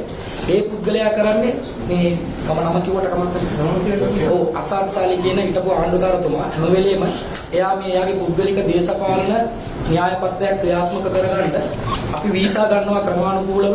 අපි මුස්ලිම් ආගමික කටයුතු දෙපාර්තමේන්තුවේ එයාගේ චරිත සාතිකය දීලා හැම දෙයක්ම කරගෙන එයා නෝට් එකක් දාලා ඉක්මනට ආරක්ෂක අමාත්‍යාංශය අරන් වීසා අවලංගු කරනවා. මේකට අපි නඩුවක් දැම්මා. මූලික අයිතිවාසිකම් නඩුවක් දැම්මා අපි. ශ්‍රේෂ්ඨාධිකාරිය 2016 15 අවුරුද්දේම 12 වෙනි මාස 5 වෙනිදා ඒ මූලික අයිතිවාසිකම් සිටිනවන් අග්‍රවිනිශ්චයකාරතුමා යටතේ තමයි ඒක විසඳුනේ. නමුත් එතනදී මා කිව්වා යම්කිසි අගතියක් සිදු වෙලා තිබුණත් විදේශ ජාතිකයන්ගේ මූලික අයිතිවාසිකම් උල්ලංඝනය වීමක් සම්බන්ධයෙන් එතන තීන්දුව ලබා දීම වැරදි පූර්වාදර්ශයක් වෙයි කියලා කියපු නිසා අපි ඒ තීන්දුව පිළිගත්තා. මේ PJ කියන ඒ දේශකයන්න් පිළිබඳව PhD කරපු නීතිඥවරයෙක් ඉන්නවා තමිල්නාඩුවේ මොහමඩ් අර්ෂාද් BABL. එයා ඇවිල්ලා පර්ණමත් වේලූර් දිස්ත්‍රික්කයේ ඉන්න එයා ලෝ සඳහා PhD පශ්චාත් උපාධියක් සඳහා සම්පූර්ණ PJ කියන ඒ දේශකයන්න් පිළිබඳව අධ්‍යයන වාර්තාවක් නිබන්ධනයක් ලබා දුන්නා. හරි දැන් මම අහන්නේ දැන් ඔබතුමාලා කොමක් කිව්වද මේ රජයට යම් පැමිණිල්ලක් යොමු වුණාම ආවලා එන එක තුළ විශාල ඝට්ටනයක් සිදු විය හැකියි කියලා උද්‍යංශයට තේරුණා නම් ඒක වළක්වාලීම රජයක මේ වගකීමක් නේද?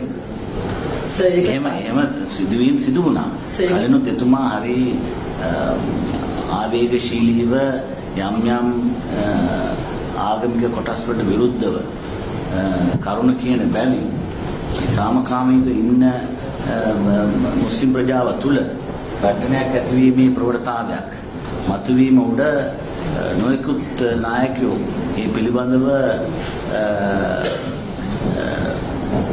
රජයට සංවේදීව සිතා බලා අදහස් පළ කළා. ඔබතුමා ඒක දන්නවා? සර් දැන් රජයේ දැන් අපි සමාජලට එතුමාගේ වීසා සඳහා ඇඳුම් පත්‍ර ගන්නකොට රාජ්‍ය ආයතන වල PJ උලබ්ධිය ලේඛන කියන හොඳ අවබෝධයක් තමයි තිබෙන්නේ. නමුත් මේ දේශපාලන මැදිහත් වීම තමයි ඒකට බලපාලා තියෙන්නේ. දැන් ඉන්දියාවේ ලක්ෂාතක සංඛ්‍යාවක සමාජිකත්වයන් දරන සංවිධානයේ නායකයෙක් PJ කියන්නේ එයාගේ සංවිධානයේ ලක්ෂාතක සමාජිකයෙක් කියලා ජයලලිතාතුමිය කියනවා. පිළිගන්නන්න පුළුවන්. නමුත් විශේෂයෙන්ම මේ සූෆි ඉස්ලාම් ආගමික කොටසට මේ එතුමන්ගේ ප්‍රචාරණය දිගින් දිගටම විරුද්ධ කතා කරන ශෛලියක් තියෙන බව පිළිගන්නවා. ඒ අවස්ථාවේ සර් දැන් අපි පාරම්පරික සූෆි අදහපු අය තමයි. නමුත් එයාගේ ප්‍රචාරය තුලින් එයා අපි පිළිගන්නවා ඔබතුමන්ලට ඉතිහාසයක් තියෙනවා. ඔබතුමන්ලා හරි කියන්නේ හිතන යම් සංකල්පයකට පක්ෂව සපා කතා කරනවා. නමුත් තවත් පිරිසක් සංකල්පයට විරුද්ධව වැඩි දේශ ප්‍රචාරණය කරන ගියාම ගැටණයක් ඇති වෙන්නේ නේද? දැන් සාමාන්‍ය PJ කියන ඒ වියතානන්ගේ දේශනවල තමිල්නාඩුවේ සම්පූර්ණ ජනප්‍රසාදයක් තිබෙනවා වගේම ශ්‍රී ලංකාවේ තියෙනවා. ඔව් ශ්‍රී ලංකාවේ ඒ ජනප්‍රසාදය තිබෙනවා. ඒ ආකර්ෂණය තුළ තමයි අපිත් මේ සත්‍ය ධර්මයේ පණිවිඩය මොකක්ද කියලා කතා ගත්තේ. නමුත් දැන් මේම දෙයක් කියන එතුමා විවේචනය කිරීමක් කරනකොට ඉතාමත් සරල දෙමළෙන් ආකර්ෂණීයව මහ ජනතාව දිනා ගන්න පුළුවන් හැකියාවක් ඇතුව තමයි කරේ. ඒ නිසා තමයි මේ සූෆි ගණයේ හිටපු අපි පවා එතුමා කරපු මේ දේශනාවල තියෙන යථාර්ථවාදය අඳුරගත්තා. ඔබතුමා සත්‍ය ධර්ම කියනවා. එතකොට අනිත් ඔබතුමාගේ සංකල්ප පිළිනවන අය අසත්‍ය ධර්ම මේ පිළිබඳ සත්‍ය අසත්‍ය කියන කරුණු දෙකක් තමයි. එකක් හෙඩ්ඩක අපි සත්‍යයක් කියලා අපි යම් කිසි දෙයක් පිළිගන්නවා තවත් කරුණක් අසත්‍යයක් වෙන එක ඇත්ත. නමුත් අපි කවදාවත් කියන්නේ අපේ සත්‍ය අනිවාර්යයෙන්ම පිළිගන්න ඕනේ. ඒක ඉස්ලාම් වල ලා ඉක්රා ෆිද්දීන් මේ ධර්මයේ කිසිදු බලකිරීමක් නැහැ. දෙවෙනි පරිච්ඡේදය 156 වන වැක්කේ. ඒ වගේම ෆමන් ෂා ෆල්යුමින් ෆමන් ෂා ෆල්යක්ෆුර් 18 වන පරිච්ඡේදය. කැමති කෙනෙක් විශ්වාස කරන්න පුළුවන්, කැමති කෙනෙක් ප්‍රතික්ෂේප කරන්න පුළුවන්. ධර්මයේම බල කරන්න නැතිකොට අපිට අපේ ආගම ප්‍රචාරය කිරීම පමණයි අපි ඉල්ලන්නේ. බලෙන් පිළිගන්න කියන්නේ. දැන් ආගමට වැඩි අනුකූලතාවයක් දැක්වීම එක දෙයක්. නමුත් තමන්ගේ මතයට විරුද්ධ අය අන්තවාදීන් හැටියට හෝ වෙනත් ආකාරයකට විවේචනය ඇත්තටම වැරදි නේද? ඒකස වැරදි. සහරාන් කියන ඒ ත්‍රස්තවාදියාගේ ඒ ක්‍රියාකලාපය හැර සෙසු තෞහීද් ජමාත් සංවිධානවල එවැනි මට්ටමක් සර් දකින්නේ නැහැ. අපි කාරණාව පමණ විවේචනය කරනවා. සමහර වෙලාවට දැන් අපි කෙරෙහි සමහර වෙලාවට මේ දෝෂාරෝපණය නගන්නේ අපි ඒ කාරණාව වඩා පැහැදිලි කරලා කියන නිසා. පොඩි බරතැබීමක් කරනවා අපි. නමුත් අපි පුද්ගල චරිත ඝාතනය හෝ වෙනත් පුද්ගලයෙකු අඩන් තේට්ටම් කරලා ඒ පුද්ගලයා මේ ප්‍රතිපත්තියෙන් නැතිබංගස්ථාන විය යුතුයි කියන එවැනි මතයක් මත ප්‍රචාරය කරන්නේ නැහැ සර්. දැන් සර් මේ ජනප්‍රසාදය දන්න නිසා සර් එක වතාවක් PJ කියන වේතාලන හමු වෙලා හිටියා ඉන්දියාවෙන්. ඒ ඔට්ටුමේ කියන සගරාවේ සර්ගේ මේ ඡායාරූපයක් ආවා අශ්‍රෆ් අම්බතුමාගේ කාලවකම වල පස්සේ එතුමාගේ ක්‍රියාකලාපයේ පිළිබඳව මට ගැලපෙන්නේ පස්සේ මම පොඩ්ඩක් කියන්නේ මුත් එයා සාමාන්‍යයෙන් එවැනි චරිතයක් වගේ අංගවල දෙසීමක් කරනවා. නමුත් එයාගේ චරිතය සර් අධ්‍යයනය කරලා බලන්න සර් PJ කියන ඒ වේතානන්ගේ දේශනත් අපි ටිකක් ගෙනාවා. ඒවා සර් ආලා බලන්න තමිල්නාඩු වල ඉඳගෙන සර් එයා ධෛර්යවන්ත පුද්ගලයෙක්. තමිල්නාඩු වල ඉඳගෙන LTTට විරුද්ධව සියලු ඉස්ලාම් සංවිධාන දෙමළ භාෂාව කතා කරන ජනතාව වශයෙන් LTTට පක්ෂව කතා කරනකොට PJ කියන ඒ වේතානන් තමිල්නාඩුවේ මන්නඩී වල චෙන්නයි වල LTTට විරුද්ධව කතා කරනවා. සෑහෙන ජනපිරිසක් සහභාගී වුණා. එයා සාධාරණයේ පමණයි කතා කරන්නේ. එයා දේශපාලන න්‍යාය පත්‍රයක් නැති නිසා. එවැනි චරිතයක් නිසා සමහර විට එතනින් බලපෑමට ලක් වන අය එයාව විවේචනය කරනවා. අපි දැන් පහුගිය සාකච්ඡාවේදී පහුගිය සාකච්ඡාවේදී යම් කරුණු මතුවුණා. ඒ කරුණු පැහැදිලි කරගන්න තමයි විද්‍යාල විශේෂයෙන් වෙන්නේ කියලා කිව්වේ. ඒ නිසා මම දැන් දෙක මත බලන්න අහන්නම් ඒ කාරණා ටික අහන්න. ඔබතුමාගේ නම සඳහන් වුණේ ඇත්තටම මේ අසත්සාජ මහතුමාගේ සාක්ෂිය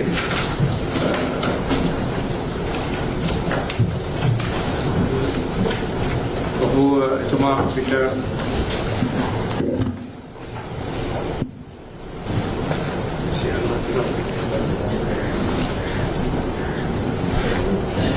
එතුමා අන්තවාදී එක් හැටියට තමයි හඳුන්වා දුන්නේ. ඔබතුමා අතරංගුවට ගන්න නැත්නම් කියන එක ඔබතුමා කිව්වා ජනාධිපතිතුමාගෙන් ඇහුවා ඉහළ නිලධාරීන්ගෙන් ඇහුවා හරි පිළිතුරක් හම්බුනේ කියලා. ඊළඟට ඔබට පිළිබඳව ඉස්සලකට ඔබ මටත් තේරෙන්නේ නැහැ ඇයි අත්අඩංගුවට ගන්න කියලා මෙතරම් බර තියලා කතා කරන්නේ කියලා. දැන් වැරදි යම් කෙනෙක් කියලා කරලා තියෙනවා නම් එයාව නීතිය රාමුවට කොටු කරන්න ඕනේ කියන ස්ථාවරය මත මමත් තියෙනවා. මම එවැනි වරදක් කරලා තියෙනවා නම් ත්‍රස්තවාදයට අනුබල දීමක් හෝ යම් කිසි ආකාරයකින් එතුමා පවසන ආකාරයෙන් යමක් කරලා තියෙනවා නම් මම අනිවාර්යයෙන්ම රටේ නීතියෙන් දඬුවමට ලක් වී නීතිය ක්‍රියාත්මක කරන ආයතනවලින් මේ පිළිබඳව අපට කවදා හරි කැඳවීමක් ලැබුණාද? මට යම් අවස්ථාවලදී අපේ සංවිධාන විස්තර පිළිබඳව විස්තර අහන්න මම කැඳෙව්වා. ඒ වගේම ප්‍රචණ්ඩත්වයේ පාවිච්චි කිරීම පිළිබඳව නෑ එවැනි කැඳවීමක් ආවේ. මේ වනතුරු ආවේ නෑ. එහෙම සිදුවීමකට සම්බන්ධ වෙලත් නෑ. මෙතන අසස්සාජි මහතා කියනවා අබ්දුල් රාසික්ව අරෙස්ට් කරන්න එවිඩන්ස් නැහැ කියලා පොලිස්පතිතුමා කිව්වයි කියලා. ඒත් එක්කම එතුමා කියනවා බග්දාදිගේ නම කියනකොට එයාගේ මයිල් කෙලින් වෙනවා නම් බග්දාදි කියපුවා ඔක්කොම ඇත්ත. ඒක තමයි ඉස්ලාම් කියලා එයා කියනවා නම් එයා ත්‍රස්තවාදියෙක් නෙවෙයි කියලා කියනවා. මේක නමුතුමා මොකද කියන්නේ? ඒක සම්පූර්ණ පදනම් විරහිත චෝදනාවක්. බග්දාදිගේ නම ඇහුණ ගමන් ඇඟ කිලිපොලා යනවායි කියලා කොතනකවත් සඳහන් කරලා නැහැ. ඒක 2006 ඉක්කොටලා දක්වන වීඩියෝ පටය 2014 අවුරුද්දේ 7 වෙනි මාසයේ 12 වෙනිදා ප්‍රශ්නෝත්තර වැඩසටහනකදී ප්‍රශ්නයක් යොමු කරනවා. මේ තාලිබාන්, අල්-කයිදා, හමාස්, හිස්බුල්ලා මෙවැනි IS ගැන මොනවද කියන්නේ කියලා. එතකොට මම පැහැදිලිව මේ පිළිතුරේ කියනවා මේ සංවිධාන ඉස්ලාම් නමින් තමයි ඉන්නේ. ඇවිල්ලා ඉස්ලාම් සමාජයේ ඉස්ලාම් රාජ්‍ය ඛිලාෆත් ගැන අපිට මවාපෑමක් කරනවා. ඊට පස්සේ මලාගෙන මරණ බෝම්බ ප්‍රහාර එල්ල කරනවා. කාර් බෝම්බ ප්‍රහාර එල්ල කරනවා. ත්‍රස්තවාදී ක්‍රියාවල නියැලෙනවා. මුලින්ම ඔවුන් ඉස්ලාම් කියන නිසා අපි ආකර්ෂණය වෙනවා. නමුත් ඔවුන් අන්තිමට ත්‍රස්තවාදයකට යන්නේ. දැන් ඇවිල්ලා තියෙන IS කියන සංවිධානයක් යම් ක්‍රියාකලාප කරනකොට අපේ ඇඟමයි කිලිපොලා යන විදිහට තමයි පේන්නේ. යම් කරුණවලදී ඔවුන්ගේ වැඩ කටයුතු බලනකොට ඉස්ලාම් වලට පක්ෂව ඔවුන් කටයුතු කරනවා වගේ අපිට තේරෙවි. නමුත් ඔවුන්ගේ ක්‍රියාකලාප අනාගතයේදී කෙසේ වෙනස් වේද කියන එක අපිට කියන්න බෑ. දැන් මේ 2014 අවුරුද්දේ IS කියන එක ඔයගලන්ට ආකර්ෂණීයව පෙනුණත් ඔවුන් විදේශ සංවිධානයක් නිසා ඔවුන් ඇවිල්ලා මේ රට තුළ ක්‍රියාත්මක නොවන නිසා ඔවුන්ගේ යටි අරමුණ ගැන අපිට කියන්න බෑ. යටි අරමුණ ගැන කියන්න අපි නොදන්න නිසා ඔවුන් ගැන අපිට ස්ථීර ප්‍රකාශයක් මේ අවස්ථාවේදී ප්‍රකාශ කරන්න බෑයි කියලා කියනවා. ඒ දේශනාවේ දෙමළ පරිවර්තනයේ සිංහල පරිවර්තනයක් සෝන් ට්‍රාන්ස්ලේටර් අරහම මම ගෙනාවස මම ඒකත් ඉදිරිපත් කරනවා. මයිල් කෙලින් වෙනවා කියන කතන්දරය ඒක යාසේ ඒ දේශනාවේ කතා කරනකොට බග්දාදි කියන එක්කෙනා කියනවා මුස්ලිම් ඕනෑම රටක ඉන්න කෙනෙක් යම් කිසි පීඩාවකින් පෙළෙනවා නම් ඒ ඉරාකයේ තුලට ඇවිල්ලා පුරවැසි භාවය ලබා දෙන්න පුළුවන් කියලා කියනවා. එතකොට තමයි මම කියන්නේ මේවා කියනකොට ඇඟ කිලිපොලා යනවා තමයි. නමුත් මේක යටි අරමුණ කියන්න බෑ.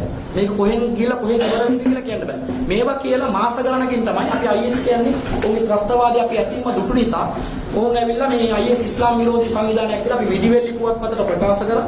අගෝස්තු මාස 5 වෙනිදා 2015 අවුරුද්දේම මේක 15 ඒ වගේම මේ සුද්ධ වූ කුර්ආනයේත් අපි තනි සිවිල් කණ්ඩායම් අවියායුධ සන්නද්ධව සටන් කරනවා නම් උන් ත්‍රස්තවාදී කියලා ප්‍රකාශයට පත් කරලා තියෙනවා.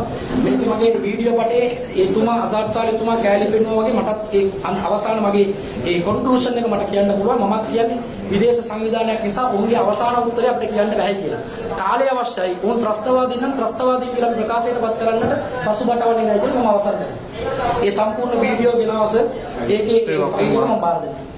පසු බාර දෙන්න පිළිවෙලක් ඇතුව සටහන් කරන්න. ඒකට ත්‍රස්තවාදය නැත්නම් ප්‍රචණ්ඩත්වය පිළිබඳව ඔබේ මතය මොකක්ද? අපි කියන්නේ සර් මේ ජිහාද් කියන සංකල්පය අපි දරන ස්ථාවරය වෙනස්. අපි කියන්නේ සිවිල් පුද්ගලයන් හෝ තනි කණ්ඩායම් අපි අමෝරාගෙන රජයකට විරුද්ධව කැරලි ගසන එක ජිහාද් නොවේ. ජිහාද් කියන්නේ ඉස්ලාම් රටක්. ඉස්ලාම් රටක් තුළ නිල හමුදාවට තමයි ජිහාද් කියලා කියන්නේ. තනි පුද්ගලයන්ට අවිආයුධ සන්නද්ධ වෙලා සටන් කරන එක ජිහාද් නොවේ කියලා අපි පැහැදිලිවම විවිධ දේශනාවල දේශනා කරලා තියෙනවා. මගේ දේශනාවල මම ඒවා ගෙනල්ලා තියෙනවා ඒ වීඩියෝ. මේ කුර්ආනයේ තියෙනවා 53 වන විදිහට. ජිහාද් කියන්නේ මොකක්ද කියලා මම මෙතන පැහැදිලි කරලා තියෙනවා සර් ලිපියක් කියලා තියෙනවා. ජිහාද් කියන්නේ අවිආයුධ සන්නද්ධව සටන් කරන එක නෙමෙයි කියලා. කුර්ආනයේ සටහන් අංක ඇතුව මම ගෙනල්ලා තියෙනවා සර් අන්‍ය ආගමිකයන් ඝාතනය කරන්න කියලා මේ සටහන් අංක 53 වගේ දාලා. රාජෙක් මම දැන් ඔබතුමාලා මගේ මම දන්නවා ඔබතුමාලා මොකද දැන් මේ වල ප්‍රදේශයේ ඔක ආරම්භ වුණේ උන්වහන්සේගේ මතවාදය ආරම්භ වුණ ප්‍රදේශයට මම නියෝජනය කළා. ඒ මුල් අවධියේ ඉඳලා මම දන්නවා මේ කණ්ඩායම් දෙකේම මතවාද. දැන් තමුන්නාන්සලාගේ මතවාදය ගත්තාම තමුන්නාන්සලා අපිට පොඩි පැහැදිලි කිරීමක් කරන්න මෙතෙක් කල මේ ජීවන සම්ප්‍රදායික ඉස්ලාමික ඇදහි ධර්මය ගැන මම කියන්නේ. ඒ පිළිබඳව ඔබතුමාලාගේ තිබෙන වෙනස්කම් ඔබතුමාලාගේ මම දන්න විදිහට සම්මානලගේ දේවස්ථානයට යන්න පුළුවන් කාන්තාවක්. ඔව්. ඉස්සර තරම් වුණාට තමුන්නාන්සලා කියන්නේ තමුන්නාන්සලාගේ කොප්පි දාන්න ඕනේ. ඔය මොකද්ද මේව ඇඳුම් මොනවල් වහන්න එපා. හරිද සාමාන්‍ය ඇඳුමක් අදින්න මහමත්තුමාගේ දර්ශනය විතරක් පිළිගන්න. ඒකනේ කියන්නේ. ඔව්. ඒතර ඒ පිළිබඳව ටිකක් පැහැදිලි කරන්න වෙනස් වෙන හැටි. ඒක උගක් ජන සමාජයට වැදගත්. සෑම මුස්ලිම් වරයෙක්ම තෞහීද් ඔය මෙතන පැටලිල්ලක් තියෙනවා මම මතක තියාගන්න. සහරාන් කරපු වැඩෙන් තෞහීද් සංවිධාන ගැන විශාල මේකක් තියෙනවා සිංහල ජන සමාජයේ නොදැනුවත්කම නිසා. හරිද? ඒතකොට තමුන්නාන්සලා ඇත්තටම මූලධර්මවාදී ත්‍රස්තවාදීන් විදියට තමයි සාමාන්‍ය සිංහල ජන සමාජය පිළිගන්නේ. නමුත් මේකේ එහෙම නෙවෙයි කියන එක මම දන්නවා. ඒ තමුන්නාන්සලාම කියන්නේ කොහොමද තත්ත්වය කියලා. අපි කියන්නේ සර් සෑම මුස්ලිම් වරයෙක්ම තෞහීද් ප්‍රතිපත්තිය අනුගමනය කළ යුතුයි. තෞහීද් කියන්නේ එකම දෙවියන් ඇදහිීම ඉස්ලාම් වල මූලික හරය. දෙවියන්ට සමානව කිසිවක් ආදේශ නොකිරීම තමයි ඒන අර්ථවත් වෙන්නේ. මේ ප්‍රතිපත්තිය මත සියලු දෙනාම ක්‍රියා කරන්නට ඕන කියලා අපි කියනකොට අපේ සාම්ප්‍රදායික කියන ඒ ජන කොට්ටාසය තුළ සියල්ලම මුස්ලිම්වරු තමයි අපි දැන් නිර්වචනය කරගන්නේ මේක පැහැදිලි කරගන්න.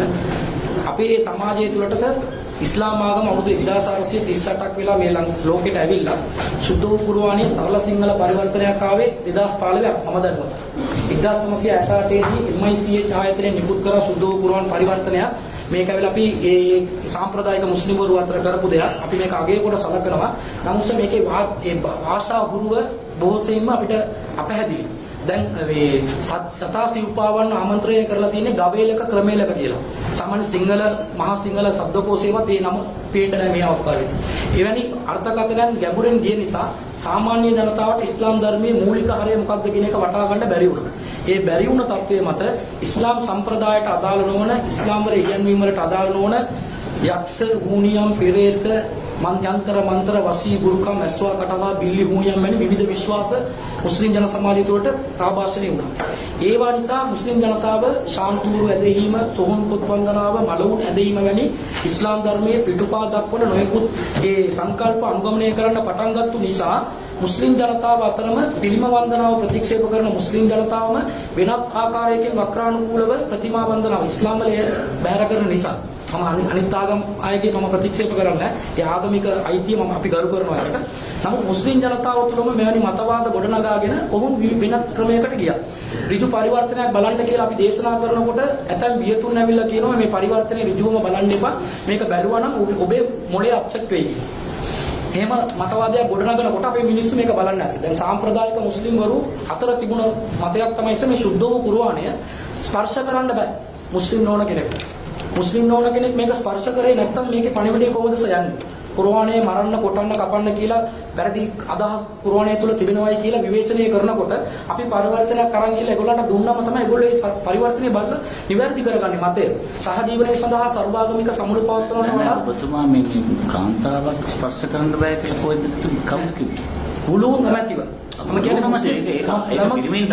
මම දැන් කියන්නේ මුස්ලිම් නොවන ජාතීන්ට කියන්නේ කාන්තාවන් හා පිරිමින්ට වුලු කියන ඒ දෝවණය නොමැතිව ස්පර්ශ කරන්න බෑ කියනකොට මුස්ලිම් ජනතාවට තමයි වුලු දෝවණය මොකක්ද කියලා දන්නේ. මුස්ලිම් නොවන ජනතාවට වුලු දෝවණය දන්නේ නැහැ. දැනගත්තත් උන් ක්‍රියාත්මක කරන්න බැඳීමකුත් නැහැ. එතකොට ඔවුන් ඒ යාඥාව සඳහා මුහුණ යාඥාවක් සූදානම් වෙනකොට මුහුණ අත්පා සෝදා ගැනීම තමයි වුලු දෝවණය කියලා අපි කියන්නේ. එතකොට ඒ දේ කරොත් තමයි මුස්ලිම් නොවන කෙනෙක් කුර්ආනයේ ස්පර්ශ කරන්න පුළුවන් කියලා මතයක් සාම්ප්‍රදායිකව දන්නකොට මේ කුර්ආනයේ පණිවිඩය ඒ ජනතාවට යන්නේ නැහැ. එතකොට මේ ජනතාවට යන්න නම් අපි ආගමානුකූලව මේ සඳහා නෙමෙයි. ඒ ජනතාව කියවන්න ඕන කියලා නෙමෙයි. ආගමානුකූලවම ඉස්ලාම් වල මේක ස්පර්ශ කරන්න පුළුවන් කියලා අපි කියනවා. ඒ වගේම අපි සෝහන් පොත් වන්දනාවට එරෙහිව සිටිනවා සාම්ප්‍රදායික ජනතාව කරන එක ඉස්ලාම් ධර්මයට පටහැනි කියලා කියනවා. අපි ඒක ප්‍රචණ්ඩකාරීව කියන්නේ කරුණු කාරණා විශ්ලේෂණාත්මකව කතා කරන ඒ හේතුව ඉස්ලාම් ධර්මයේ පවසන නිසා. ලා තුස්මිඋල් මෞතා මලවුන්ට සවන් දීමේ හැකියාවක් ශ්‍රවණය කිරීමේ හැකියාවක් නැහැ කියලා නබිනායකතුමාටත් ඒ හැකියාව නැහැ කියලා කුර්ආනය තුල තිබියදී මලවුන් ඇදලා දරු සම්පත ධන සම්පත සාන්තුවර වරහා මැදිහත් කරුවන් වරහා දෙවියන්ගෙන් ලබා ගන්න ක්‍රමයක් මැදිහත් වෙන පොඩ්ඩක් තුමා වේගයෙන් කතා කරන දැනෙන්න මට කෙටි කාලයක් තුමා මෙතනත් මේ ප්‍රචාරණ වැඩක් කරනවා කියලා මට පේනවා. මම කියන්නේ මේ මොකද දැන් සොහොන් මේ පිටි වල දැන් මේ වගේ ප්‍රචාරණය කරගෙන යනකොට යම් තැන්වල ඊළ සොහොන් විනාශ කිරීමේ සිද්ධීන් රාශියක් සිදුනවා කියලා ඔබ දන්නවා. ඒක අපි වැරදි කියලා කියනවා. එහෙම විනාශ කරන්න අයිතියක් නැහැ කියලා. ඒ සංකල්පය මෙහෙම ප්‍රචාරණය කරන යනකොට යම් කොටසක් Taman අදහන Taman වැරදි විදිහට හරි විදිහට පිළිගත්තා වූ සංකල්පයක් උඩ අදහන දෙයක් විනාශ කිරීමට යෑම තුලින් ලංකාවේ ඝටනයක් ඇති වෙ හැකි නේද? ලංකාවේ ඉතිහාසය තුළ මුස්ලිම් ජනතාව අතරින් සොහොන් පොත් මුස්ලිම් වෙනත් පාර්ශවයක් විසින් කඩා ඉවත් කිරීමක් වාර්තා වෙලා නැහැ. වෙනත් ජාතිකයන් විසින් කඩා ඉවත් කිරීමට පැමිණි අවස්ථාවක් ඒක වැරදි සමම් වෙලා තියෙනවා. අපි මම ඒක පැහැදිලි කරන්න වෙනත් පාර්ශවයක් විසින් වෙනත් ආගමිකයන් විසින් ඒව කඩා ඉවත් කරන්න කියලා ඉල්ලීම් කරනකොට පවා අපි සිටිය මතය තමයි සොහොන් පොත් වන්දනාව ඉස්ලාම් තුළ නැහැ. නමුත් මේ සොහොන් පොත් තුලින් මුස්ලිම් ජනතාවගේ පරම්පරාව මුස්ලිම් ජනතාවගේ ඉතිහාසය සනිටුවන් වෙනවා. ඒ නිසා මේක ඉවත් කරන්න එපා කියලා තමයි අපි මේ මතය තමයි දරන්නේ. අපි ප්‍රචාරය කරනකොට මේ දේ එකතු කරගෙන තමයි අපි කතා කරන්නේ. ඒ සඳහා බලයක් නැතිව අධිකාරියක් නැතිව ඉස්ලාම් රටක පාලන බලයක් නැතිව ඒව කරන්න අයිතියක් නැහැ. මම කියන්නේ වෙනමට ඔබ වගේ කෙනෙක් හරි ආකර්ෂණීය විදිහට කතා පවත්වනකොට ඒක වැරදි විදිහට වටහාගෙන සමහර තරුණයෝ පැත්තට යොමු වෙන්න පුළුවන් නේද? ඒක කවදාවත් ප්‍රචණ්ඩකාරීව කොහෙවත් මහ ජනතාව කැළඹවන ආකාරයේ උසිගන්වන ආකාරයෙන් අපේ ජනතාවට දේශනා කරන්න ඇස. අපේ ආකර්ෂණය කියන්නේ අපි ඉදිරිපත් කරන සාක්ෂිවල. අපි ඉදිරිපත් කරන කාරණාවල. ඒ වගේ සර් රාජිත් සර් කියපු දේ මම පොඩ්ඩක් දිගු කරගන්නද? එතනදී දැන් ඒ වගේම කාන්තාවන්ව සාමාන්‍යයෙන් නිසි අයිතිවාසිකම් නැති මට්ටමක ස්වාමි පුරුෂයන් අහිමි වුණු කාන්තාවක් ඉද්දා කියලා කාලයක් තියෙනවා ඉස්ලාම් වල. නැවත විවාහයක් සඳහා බලාපොරොත්තු වෙමින් සිටින කාලය. නමුත් ඒ කාලය කියලා තියෙන්නේ තමන්ගේ දරු කලලයක් බඩතුල තිබෙනවද නැද්ද කියලා පරීක්ෂණය කරන්න මිසක් සිර කුටියක් තුල ඉඳගෙන ගෙවල් බිත්ති හතරක ඉන්න නෙමෙයි. නමුත් අපේ සාම්ප්‍රදායික ක්‍රමයේ තුල සුදු ඇඳුමින් සැරසිලා ගෙවල් තුල අඳුර කුටියක් තුල එළිය නොබලා සිටිය යුතුයි කියලා මතයක් තිබුණා. ඒ මතය අපි වෙනස් කරලා එහෙම නෙමෙයි. නැවත විවාහයක් නබිනායකතුමාගේ කාලේ ස්වාමි පුරුෂයා අයිමුණු කාන්තාව දික්කසාදුණු කාන්තාව රැකියා යාම සඳහා අවස්ථා ඉල්ලලා තියෙනවා. ඒ අයිතිවාසිකම කාන්තාවට ලබා දෙන්න. මුස්ලිම් නොවන කෙනෙකුව මුස්ලිම් පල්ලියකට ගන්නේ නැහැ. පල්ලියට ගන්න නැත්තේ ඔවුන් මුස්ලිම් නොවන අය ඔවුන් අපවිත්‍ර අය කියලා. ඉස්ලාම් ධර්මයේ සාම්ප්‍රදායික ජනතාව අතර තිබෙන මතයක්. නමුත් අපි ඒක දේශනා කරලා සුද්ධ පවිත්‍රභාවයේ තියෙන්නේ ප්‍රතිපත්තිවල මිසක් මම පවිත්‍රයි කියනවා නම් තවත් කෙනෙක්ගේ අපවිත්‍ර වෙන්න පුළුවන්. තවත් කෙනෙක් පවිත්‍ර වෙන මගේ අපවිත්‍ර වෙන්න පුළුවන්. එහෙම තිබෙනවා මිසක් ශරි භෞතිකව කියලා නැහැ. නබිනායකතුමාගේ කාලේ පූජකවරු පල්ලි වලට ඇවිල්ලා අනුශාසනාගෙන නබිනායකතුමාට අනුශාසනා දීලා සාකච්ඡා පවත්වල ගිහිල්ලා තියෙනවා. ඒ නිසා එන්න කියලා අපි ආරාධනා කරලා අපේ සාජීවන මධ්‍යස්ථාන වශයෙන් සෑම මුස්ලිම් පල්ලියක්ම පිහිටා තිබිය යුතුයි කියලා තමයි අපි දේශනා කරගෙන යන්නේ.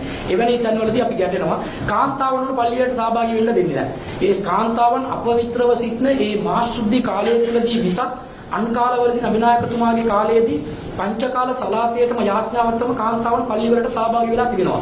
මේ අයිතිවාසිකම ලබා දෙන්න. එහෙම කියලා ස්වාමි පුරුෂයාගේ අවසරයෙන් තොරව නෙමෙයි ස්වාමි පුරුෂයාගේ අවසරය අරගෙන ඉන්න කියලා නැත්නම් කාන්තාව කොහේ හරි රවුමක් ගාලා ඉන්න ගියොත් ඒකත් පෞල් ප්‍රශ්නයක් වෙයි. නමුත් සර් අපි අර වියතුන්ගේ සංගමයේ කියනවා කාන්තාවන් අපි දැන් අවුරුදු දින යාත්‍රාව පවා විවෘත පිටියක කරන්නේ මහා සුද්ධියෙන් පෙළෙන කාන්තාවන් පවා අවුරුදු දිනේදී ඔවුන් සතුටින් සමරන්නට ඕන නිසා තමයි පිටියකට ගේන්නේ. පල්ලියට එන්න බැරි නිසා. නමුත් ඒවා නොකරන්න කියලා සමස්ත ලංකා වියතුන්ගේ සංගමය ඔවුන් පතුවා නිකුත් කරනවා කාන්තාවන් එහෙම පිටිවලට ගේන්න එපා කියලා. දැන් මේව කරනකොට අපි ඒවට විරුද්ධව විවේචනය කරනකොට තමයි මේ මතවාදාත්මකව අපිව ජයග්‍රහණය කරලා මැඩපවත්වන්න බැරි අය අපිට ටක් දාලා ලේබල් කරනයක් කරලා අපිව අයින් කරනවා තමයි. සහරාන්ගේ දේශනාවකදී එක සැරයක් කිව්වා මේ මුස්ලිම් නොවන අය ඝාතනය කළ යුතුයි කියලා. ඒක වෙනත් කියන පතුවාන් විදියට ක්‍රියා ප්‍රකාශ කරා. දැන් ඒ ගැන දැන් ඔබ මුලින් මේ SLTJ එකේ ඔබ ඉන්නවා සහරාන් එක්ක. නෑ ඔබ නෑ. ටිකට වින්නේ නෑ. ඒ සම්බන්ධයෙන් ඔබ දන්න මතය සාරාංගස වීඩියෝ ක්ලිප් එකම තියාගන්න පොඩ්ඩක් අපිට බයක් තිබුණා මේ සභාවට නිසා මොකද කියලා මම හිතුවේ ඒ සහරාන් මේගොල්ලන්ගෙන් වෙමුණානේ ඔබලගෙන් නෑ අපිත් එක හිටියම තමයි ඒ ටික පැහැදිලි කරගෙන ඇහුවොත් ඔව් ඒක තමයි මගේ ප්‍රශ්නේ. ඒතර ඒ SLTJ එකේ ඉන්නකොට සහරාන් ඔබලත් එක්ක හිටියේ නේද?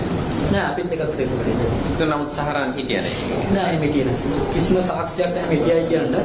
ඒක සමහර පුද්ගලයෝ තමයි එම නිකන් ඒ ගැළපීමක් කරනවා. අපි 2005 දී SLTJ පටන් ගන්නෙ. අපි 2018 වෙනකන් SLTJ නමුත් සහරාන් කියනවා SLTJ එකේ හිටියේ. නෑ. දැන් කොහෙවත් කියලාත් නෑ. එයා අපිට ගහනවා කියලා අපි ඇවිල්ලා මේ නැසිය යුතු පුද්ගලයන් කියලා දේශනා කරනවා. සහරාන්. කවුද නැසිය යුතු? අපිව SLTJ TN SLTJ நாட்டுக்காக உசிர கொடுப்போம் அப்படிங்கிறார். அந்த காவிர்களை திருப்திப்படுத்துறதுக்காக ஜிஹாதை மறுப்பார். காவிரை திருப்திப்படுத்துறதுக்காக ஜிசியாவுக்கு மாற்று வழக்கம் சொல்லுவார். காவிரை திருப்திப்படுத்துறதுக்காக பச்சை பொய்களை எழுதி அல்லாவுக்கு விரோதமாக எழுதி தூதருக்கு விரோதமாக எழுதி அறிஞர்களுடைய நூல்களில் உள்ள செய்திகளை மூடி மறைச்சி ஜிஹாது வேறு தீவிரவாதம் வேறு அப்படின்றவார். මේ කියනවා SLTJ TNTJ කියන වචන සුමාරපයක් කියනවා ඒ 70 වචනයක් කියලා කියනවා මුන් ජිහාද් සංකල්පය ප්‍රතික්ෂේප කරනවා. මුන් ඇවිල්ලා වෙන වෙන වැකි පෙන්නලා මුළු මුස්ලිම් ජනතාව මුලා කරලා ජිහාද් කියන්නේ නිකන් සංහිඳියාවක් වගේ පෙන්වන්න උත්සාහ කරනවා. මුලින්ම නැසී යුතු පුද්ගලයෝ මුන් කියලා ඔහු ඒකේ සමාන කරනවා. හේතුව අපි මේකට හේතුව අපි ඉස්සර දැන් නිදාස් දිනේ සමරන පොඩකින් මට ඉන්න ගන්න. ඔබ සහරාන් එකට සාකච්ඡාවට සහභාගී වෙලා තියෙනවද? නෑ. එකම වේදිකාවකවත් අපි දේශනා වේදිකාවක් නෑ. ඒකට හේතුවස නිකායික වශයෙන් අපිටත් ඌටත් අතර මතභේද තියෙනවා. මුණ ගැහිලා තියෙනවා. ඔව් මුණ ගැහිලා තියෙනවා. මුණ ගැහිලා නෑ. අපි මූණ පොත අරා සාරාන්ව දන්නවා. සාරාන්ව සාමාන්‍ය මේ තෞහීද් ප්‍රචාරය කරන කණ්ඩායම අතර සාරාන් කියන චරිතය ප්‍රසිද්ධ චරිතයක්. අපිට ඍජුව අසුරු කරන්න අවස්ථාවක් උදා වෙලා නැත්තිස සාරාන් කියන එක්කෙනා හැම වෙලේම අපත් සමග දරන මතවල වැරදි මතයක් දරන කෙනෙක්. ඔහුත් මූලික වශයෙන් තෞහීද් මතේ. අපිත් තෞහීද් මතේ. ඔහුත් නෑ. ඔහුත් තෞහීද් මතේ. නමුත් ජිහාද් සංකල්පය අපි පිළිගන්නේ නෑ. ඒ විදිහේ ප්‍රශ්නය සහරාන් ඔය ත්‍ස්තවාදී තත්වයට ගියේ කොහොමද තෞහීද් මතේ ධර්මයේ? සහරාන් කියන පුද්ගලයාස දැන් මම හිටියද නැද්ද කියන එක මම පොඩ්ඩක් පැහැදිලි කරලා ඉන්නම් සර්. එයා සාමාන්‍යයෙන් කියනවා අපි මුස්ලිම් කාන්තාවන් රත්රන් පැලඳින එක අනුමතයි. පිරිමින්ට තමයි තහනම්. සහරාන් මතයක් දරනවා කාන්තාවන් පවා රත්රන් පැලඳීම තහනම් කියලා. සඳ බල්ල ක්‍රමයේදී එයා දරන්නේ ජාත්‍යන්තර සඳ ක්‍රමයේ මත තමයි උපවාසයේ අවුරුදු දින යාත්‍රාව කරන්නේ. ඒ වගේම හූනියම් විශ්වාසයේ සාරාංශ සතුවක් තිබුණා. හූනියම් කියන එකක් බලවේගයක් අදුෂ්‍යමාන බලවේගයක් ඒකට බලපෑම් කිරීමේ හැකියාවක් තිබෙනවා කියලා සාරාන්ලා කියනවා. ඒවට අපි විරුද්ධයි. ඒ විරුද්ධ මතය දරනවා. අනිත් එක ජිහාද් වලට අපි විරුද්ධ මතයක් දානවා. අපි කියන්නේ ජිහාද් රජයක් විසින් කළ යුතු දෙයක්. ජිහාද් කරන්න මුස්ලිම් රටකටයි අයිතිය තියෙන්නේ. රටක් වුණත් සතුරු සේනා බලයෙන් 150ක සේනා බලයක් නැත්නම් ජිහාද් සඳහා ප්‍රවේශ කරන්නට බෑ. ඒ වගේ විවිධ නීති රීති ජිහාද් සඳහා තිබෙනවා කියලා සුද්ධ වූ කුර්ආනයේ සාක්ෂියතු ඉදිරිපත් කරනකොට සහරාන් කියනවා එහෙම කරන්න බෑ. මරලා දාන්න ඕනේ. අන්‍ය මිනිසුන් ඝාතනය කරන්න ඕනේ. එයා උවා දක්වන වැකි තියෙන නිසා නබිනායකතුමාණන් මදීනාව පාලනයගෙන ගිය කාලේ රාජ්‍ය නායකයෙක් වශයෙන් නබිනායකතුමාණන්ට පැවරුණු නියෝග ඒව ක්‍රියාත්මක කිරීම සම්බන්ධ වැකි පෙන්නලා සිවිල් පුරවැසියන් ඝාතනය කරන්න අපි විරුද්ධව කතා කරන නිසා තමයි SLTJ TNTJ නැති කරන්න ඕනේ කියලා කියන්නේ. ඒ වෙලාවේ අපි SLTJ හිටපු නිසා. ඒ වගේම අපි මේ කුර්ආනයේ ජිහාද් සම්බන්ධව අපි 53 වන සටහනක් දාලා අපි ඒක දාලා තියෙනවා සර්. ජිහාද් මුස්ලිම් නොවන අය ඝාතනය කරන්න ඉස්ලාම් දාම මුස්ලිම් නොවන අය ඝාතනය කරන්න ඉස්ලාම් අණ කරලා තියනවාද කියලා ඉස්ලාමීය අපරාධ නීතිය කියන්නේ මොකක්ද කියලා අපි පැහැදිලි කරලා තියෙනවා. මේක රටක් විසින් ක්‍රියාත්මක කරන්න ඕන රජයක් විසින් සිවිල් පුද්ගලයන් ඒ ශරියා නීතිය ක්‍රියාත්මක කරන්න බෑ කියලා. ඒ වගේම 53 වන වැකිය අපි කියනවා අන්‍ය ආගමිකයන් ඝාතනය කරන මෙන් ඉස්ලාම් පවසනවාද කියලා අරන්. මේක PJ කියන ඒ වියට්නාම්ගේ දෙමළ පරිවර්තනයේ සිංහල පරිවර්තනය. අන්‍ය ආගමිකයන් ඝාතනය කරන්න බෑ ඉස්ලාම් වල. එහෙම කරන්න ඉස්ලාම් නියමයක් කරලා නැහැ. ඒ වැකි වටා ගන්න ඕන කොහොමද කියලා අපි දක්වලා තියෙන නිසා තමයි ඔහු අපිට විරුද්ධව කතා කරන්නේ. සහරාන් SLPJ කියන්නේ නරනකොට මේ ප්‍රහාරකයන්ගේ කිසිම කෙනෙක් ඔබගේ සංවිධානය හිටියේ නැහැ. සහරාන් නරුණාම මේ බෝම්බ ප්‍රහාරකයන් කිසිම කෙනෙක් ඔබගේ සංවිධානය හිටියේ නැහැ. නෑ ඒ බෝම්බ ප්‍රහාරයට සම්බන්ධ වුණු පුද්ගලයෙක් කිය හස්තුන් කියලා. හස්තුන් කියන පුද්ගලයා කටුවාපිටිය ප්‍රහාරකයා. එයා 2015 අවුරුද්දේ ඒ සාරා පුලස්තිනී කියන එයාගේ පෙම්වතියත් එක්ක අපේ සංවිධානයට ඇවිල්ලා හිටියා. ඇවිල්ලා ඉස්ලාම් දහම වැළඳ ගන්න ඕන කියලා කිව්වා. එයා වයස 18 සම්පූර්ණ කරලා තියෙන නිසා ඉස්ලාම් දහම වැළඳ ගැනීම හැකියාව තිබෙන නිසා ඉස්ලාම් දහම වැළඳ ගන්නට පුළුවන් කියලා අපි කිව්වා. නමුත් එයා නවාතැන් පාසුකම් ඉල්ලුවා. ඒව අපිට කරන්න බෑ කියලා ඒගොල්ලන්ගේ දෙමාපියන් අපි සම්බන්ධ කරගත්තා. නවාතැන් පාසුකම් දෙන්න බෑ. ඔයගොල්ලෝ විවාහ වුණා නම් ඒක වෙනම කාරණාවක්. කාන්තාවක්ව තියාගෙන අපිට නවාතැන් පාසුකම් දෙන්න බෑ කියලා අපි කිව්වා.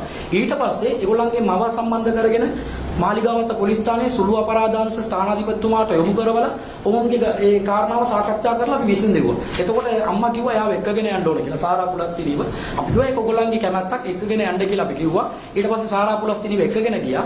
දවස් 5කින් යවනවා කිව්වා. අපි කිව්වා යවන්න එපා තියාගන්න කියලා. අපිට නවාතැන් පාසුකම් දෙන්න බෑ කියලා කිව්වා. මේ ඉස්ලාම් වැළඳගත්තු ලේඛනය 2015 අවුරුද්දේදී එයාගේ මේ අස්තුන්ගේ ඩෙන්ටි කාඩ් එක ඒ වගේම සාරා පුලස්තිනීගේ ඩෙන්ටි කාඩ් එක වයස 19යි.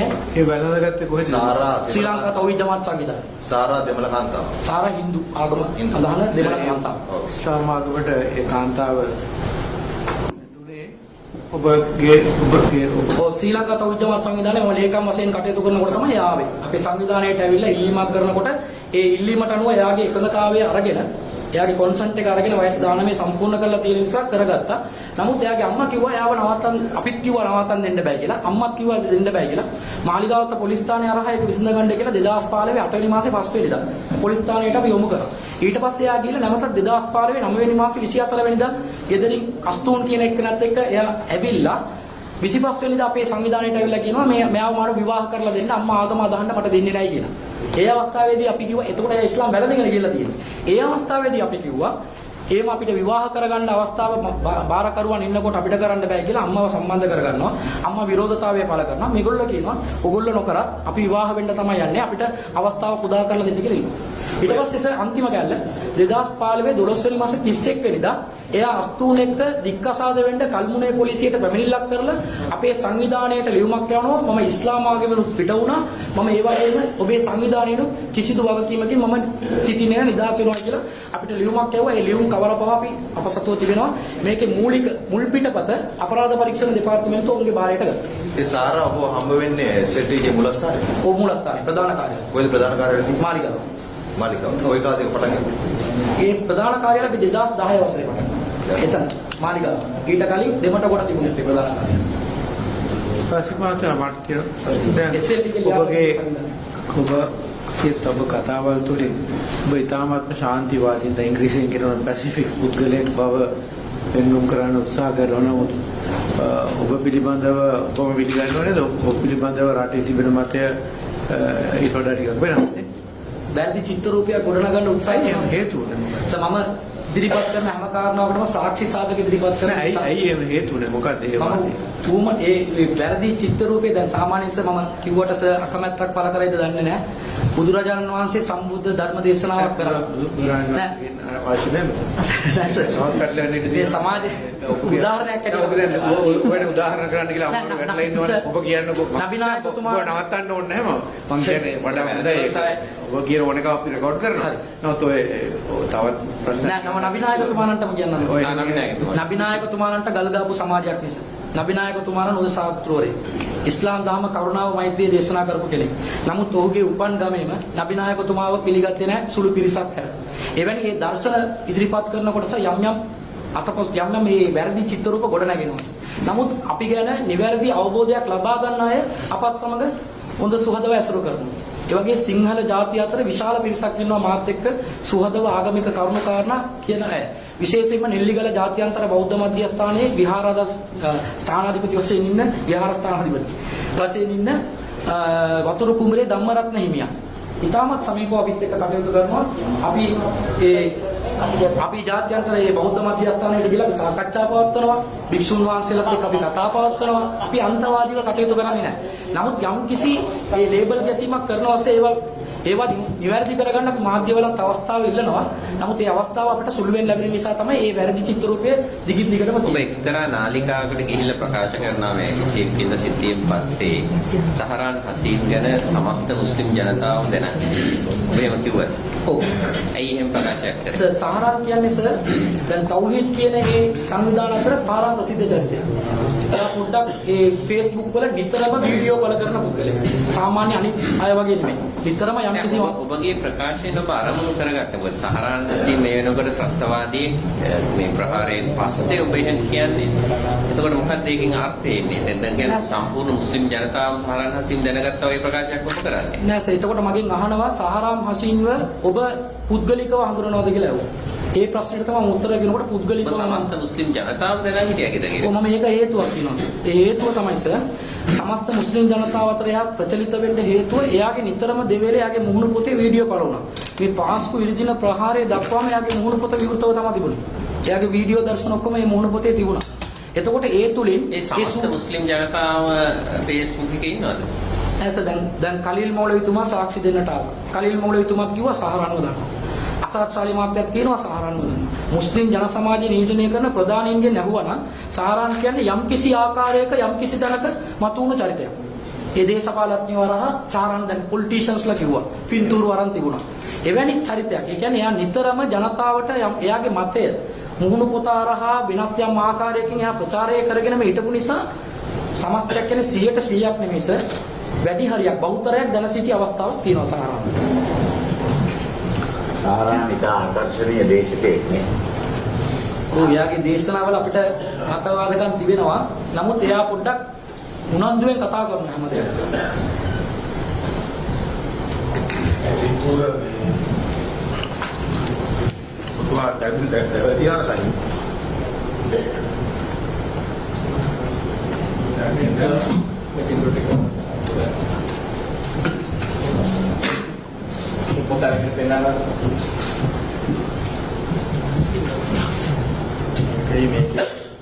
මේ පිටේ තියෙන බිල්ලුව කලින් දැකලා තියෙනවා.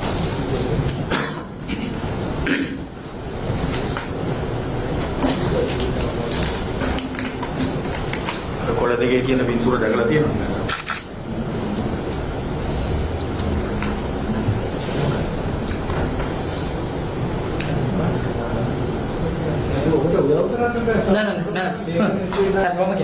සර් මේ පළවෙනි ඡායාරූපය සර් මේක ඒක මාක් කරලා මාකින්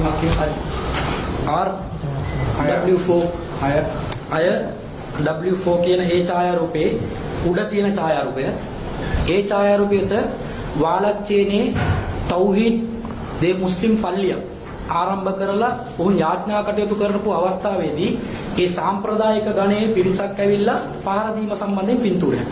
ඒක මේ තෞහීද් කට්ටිය ගිහලා සාම්ප්‍රදායික අයට පහර දුන්න එකක් නෙමෙයි. ඒ පිළිබඳව බෙඩිවෙල්ලි කියන පුවත්පතේ මේ ලිපියක් ආව සම්පූර්ණ විස්තර සහිතව. ඊළඟ පින්තූරු දෙක මේ IS කොඩි තියාගෙන උද්ඝෝෂණ ගිය පින්තූරු දෙක සම්බන්ධයෙන් කොහෙද සිද්ධ වුනේ අපේ රටේ සිද්ධ වුණ දෙයක්ද විදේශ රටක සිද්ධ වුණ දෙයක්ද කියන එක අපිට අවබෝධයක් නැහැ. අපි දැනුවත්ව මෙවැනි සිදුවීමක් ලංකාව තුල අපිට වාර්තා වෙලා නැහැ. නමුත් මේක කොහෙද සිද්ධ වුනේ කියලා අපිට අවබෝධයකුත් නැහැ. යාර පින්තූර දෙකේ IS කොඩි තියාගෙන ඉන්න එකේ ඉන්න කවුරුත් මధుර නැහැ නෑ.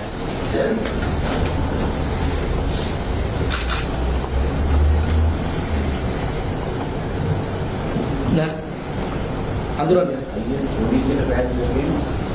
IS මේ වගේ සංකේත තුලින් සමහර දේවල් IS වගේ පේනවා. කළු කොඩි තියෙනවා.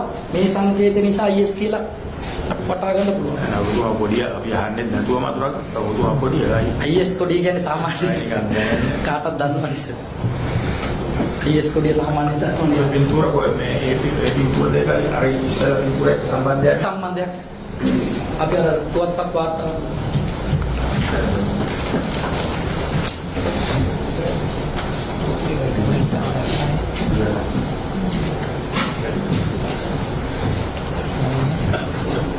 දැන් ඔබතුමා කියපු කාරණාත් එක්ක මේ පින්තූර දෙන්න. දැන් ඔබතුමා කියන්නේ මේකේ තියෙන පින්තූර දෙකයි මේ දෙක ලංකාවේ. නෑ උඩ තියෙන එක පළවෙනි පිටුවේ ඉහළ තියෙන පින්තූරය ගැන තමයි විස්තර කිව්වේ. පහළ පින්තූරයයි ඊළඟ පිටුවේ පින්තූර දෙකයි ගැන අපිට දන්නේ නැහැ. ඒ ඡායාරූප හරියටම අපිට වෙනම පෙන් ඩ්‍රයිව් එක දාලා දුන්නා නම් තව පොඩ්ඩක් ඒක ක්ලියර් කරලා බලන්න නම් අපිට සමහර වෙලාවට මොනවද කියලා විස්තරයක් පසුව හරි දෙන්න පුළුවන්. ඒක පැහැදිලිව නැහැ. මොනවද අඳුර ගන්න බෑ. දැන් මෙතුමා කියනවානේ අඳුර ගන්නවානේ මේ වඩාත් ඉස්කෝලේ කියලා තියෙනවා. ඉහළින් තියෙන පින්තූරේද පල්ලෙහා තියෙන එක අපිට පාළිය තමයි යන්නේ. ඒකේ මේ දෙවෙනි පින්තූර තියෙන ඔබ දැනගිලා අඳුර ගන්නවානේ වඩාත් ඉස්කෝලේ. නෑ ඒක අපිට අඳුර ගන්න බෑසේ ඉහළ සෝරි ඒ අබ්දුල් කාදර් බ්ලොක් කියලා තියෙනවා. හරි. මොකද අබ්දුල් කාදර් කියන දේශපාලකයෙක් වාලචන් ප්‍රදේශයේ වෝටමාඩි ප්‍රදේශය. වෝටමාඩි වාලචන් ප්‍රදේශය තමයි. ඔව්. ඒක ඇවිල්ලා දැන් ඒ වාලච්චේනේ ඉහළින් තියෙන පින්තූරෙ පිළිබඳව අපි විස්තරයක් කිව්වස ඒක පුවත්පතේම බලවුණා. මේකේ අදල්ගෙන ඉස්රායෙලයට විරෝධී ප්‍රාමේ බෝඩ් එකකුත් තියෙනවා. බෝඩ් එකක් තියෙනවා. ඒක ඒ නිසා IS කොඩිය තියාගෙන ගියාද නැද්ද කියලා කියන්න. තියාගෙන යන්න ඕන. ඒක ඉස්රායෙල් විරුද්ධ ඔක්කොම IS කොඩිය තියාගෙන යනවා. නෑ සර් ඒක අපිට ඒකට අපිට වැටහීමක් නැහැ. උත්තරය හරියි. ඉස්රායෙල් විරුද්ධ බෝඩ් එක ගෙනියන නිසා IS කොඩිය ගෙනිච්චා. ඒක මම කිව්වේ නෑ සර්. සර් කියපු එක මම උත්තර දුන්නා. ඒක දුන්නා. නෑ. වලච්චනේ ඒ පින්තූර වල ඒ තිබුණු ඩෙමොන්ස්ට්‍රේෂන් එක උද්ඝෝෂණය පින්තූර වලින් වෙන විදිහට කවුද සංවිධානය කරන්නේ කවුද කියලා අපිට වටහා ගන්න බෑ සර්. අපිට මේ පින්තූර හරියටම මුල් පින්තූර දුන්නා නම් තව පොඩ්ඩක් අපිට පරීක්ෂණාත්මකව බලලා ඒ ගැන විස්තර ඔබලාගේ සංවිධානයේ සම්බන්ධය තිබ්බද වලච්චනේ නෑ ඒක පවා අපේ සංවිධානයේ ශාඛාවක් තමයි. තවයි ඒතර වාලච්චේ පල්ලියක් කඩන එක පවා අපේ සංවිධානයේ ශාඛාවක්. කාගේ දේශපාලන ඒ සංවිධානය තවහිත් කියන හැම මට්ටමෙම පල්ලි තියෙනවා. සෞහිත් සංවිධාන සර් ලංකාවේ 13ක් විතර තවහිත් සංවිධාන තිබෙනවා. නමින් දැන් මේකේ ඔබගේ උත්තර වල ඉතාමත්ම වැදගත් ප්‍රශ්නයක් කාරණයක් මතුවෙනවා. ඒ කියන්නේ වාලච්චේනේ තවහිත් සංවිධාන උද්ඝෝෂණයකදී IS කොඩි පාවිච්චි කරලා තියෙනවා. නෑ එහෙම මම කිව්වේ නෑ සර්. ඒක වෙනවද නෑ ඔය කලින් දුන්න උත්තර දුන්නානේ ඔබ කිව්වනේ IS කොඩි කියන පාවිච්චි කරන්නේ. නෑ එහෙම දැන් ඔබ කිව්වා IS කොඩි පාවිච්චි කරන්නේ. නමුත් හක්කරු හකිම් මන්තුමා පෙන්වා සිටියා ඒවා වාලච්චේනේ පින්තූර කියලා. සර් මේ පින්තූරේ ඉහළින් පින්තූරයක් තියෙනවා. ඒ ඉහළින් තියෙන පින්තූරය තමයි මේ පුද්ගලයන් සම්බන්ධ විස්තරය. ඒගොල්ලෝ තමයි තෞහිද් පල්ලියකට අදාළ පිරිස. ඒ තෞහිද් පල්ලිය පවා ප්‍රාදේශීය මට්ටමින් ගම් මට්ටමින් තෞහිද් සංවිධාන තියෙනවා. එක එක ගම්වල හලාවත තෞහිද් ජමාත්, වාලච්චේන තෞහිද් ජමාත්, නුවර තෞහිද් ජමාත් කියලා ගම් මට්ටමින් තෞහිද් ජමාත් ක්‍රියාත්මක වෙනවා. ඒ අනුව ගම් මට්ටමින් ක්‍රියාත්මක වුණු පල්ලියකට දුන්නු පාරදීමක් කියන එක තමයි මේ විස්තරේ තියෙන්නේ. පහළෙන් තියෙන මේ උද්ඝෝෂණ පින්තූර ඊළඟ පිටුවේ තියෙන පින්තූරු දෙක ඒ වාලච්චේනේ සිද්ධ වුණු උද්ඝෝෂණයක්ද ඒක ගෙන ගිය IS කොඩි වගේ යම්කිසි සංකේතයකින් පේනවා. නමුත් ඒක තාහුරු කරලා කවුද පුද්ගලයන් කියලා අඳුරා ගැනීමට දැන් හැකියාවක් නැහැ. ඒක වෙනම ලබා දුන්නා අපිට ඒ තොරතුරු සපයන්න පුළුවන් උත්සාහයක් දරලා කවුද මෙතන සරත් ෆොන්සේක මහත්මයාගේ ප්‍රශ්නේ ඉතුරු කොටස ඔබතුමා පොඩ්ඩක් උත්තරය. කොහොමද? දැන් මේ මෙච්චර විශාල උද්ඝෝෂණයක් තිබිලා තියෙනවා. මේ වලච්චේ ඔබතුමා උච්චර මුස්ලිම් ජනතාවත් එක්ක ධර්මයයි ජනතාවෙන් කැපී පෙනෙන චරිතයක් නේද? මේ උද්ඝෝෂණය ගැන ඔබතුමාට කිසිම අවබෝධයක් තිබුණේ නැහැ. මේ උද්ඝෝෂණයක් IS කොඩි අරගෙන ආවයි කියලා මේ ප්‍රහාරයෙන් පස්සේ තමයි මේ ඡායාරූප පව අපිට ප්‍රසිද්ධියට ආවේ. ඒ වෙනකම් අපි ඒක දැනගෙන ඉන්නේ. මේ ඡායාරූප ප්‍රසිද්ධියට ආවිට පස්සේ නෑ. ඔව් මේ උද්ඝෝෂණය පවතිලා තියෙනවනේ වලච්චේ. ඒක ප්‍රසිද්ධ ඔබතුමාලට කොහෙන්වත් ආරච්චි වුනේ නැද්ද? නෑ. ඔබතුමාගේ කට්ටියත් ඇති නේද වලච්චේ? ඔබතුමාගේ ওই නිකාය කට්ටිය. අපේ සර් කල්කුඩාවල තියෙනවා. නමුත් සර් මේ සිදුවීම අපිට වාර්තා වෙලා තිබුණා නම් කුඩා වලච්චේ කියන්නේ ඉතින් දුරක් නැහැ. ළඟ තමයි. වලච්චේනේ හන්දියේ කල්කුඩා තුල ගම්මානයක්. අපේ තියෙන එතන මේක අපි ඒ අවස්ථාවේදීම අපිට වාර්තා වෙලා තිබුණා නම් අපි අනිවාර්යයෙන් මේකට විරුද්ධව IS කොඩි අරගෙන ආයට විරුද්ධව කලින් අපි ප්‍රසිද්ධියේ කතා කරා වගේ අපි කතා කරලා ඇති සර්. නමුත් අපිට සත්භාවයෙන් මේක වාර්තා වෙලා තිබුණේ නැහැ. ඒක කියන මට පොඩි සැකයක් තියෙනවා. ඔබතුමා හැමදේම දකින්නවා. අරයා මේක කරා, අරයා මේක කරා හැමදේම දකින්නවා.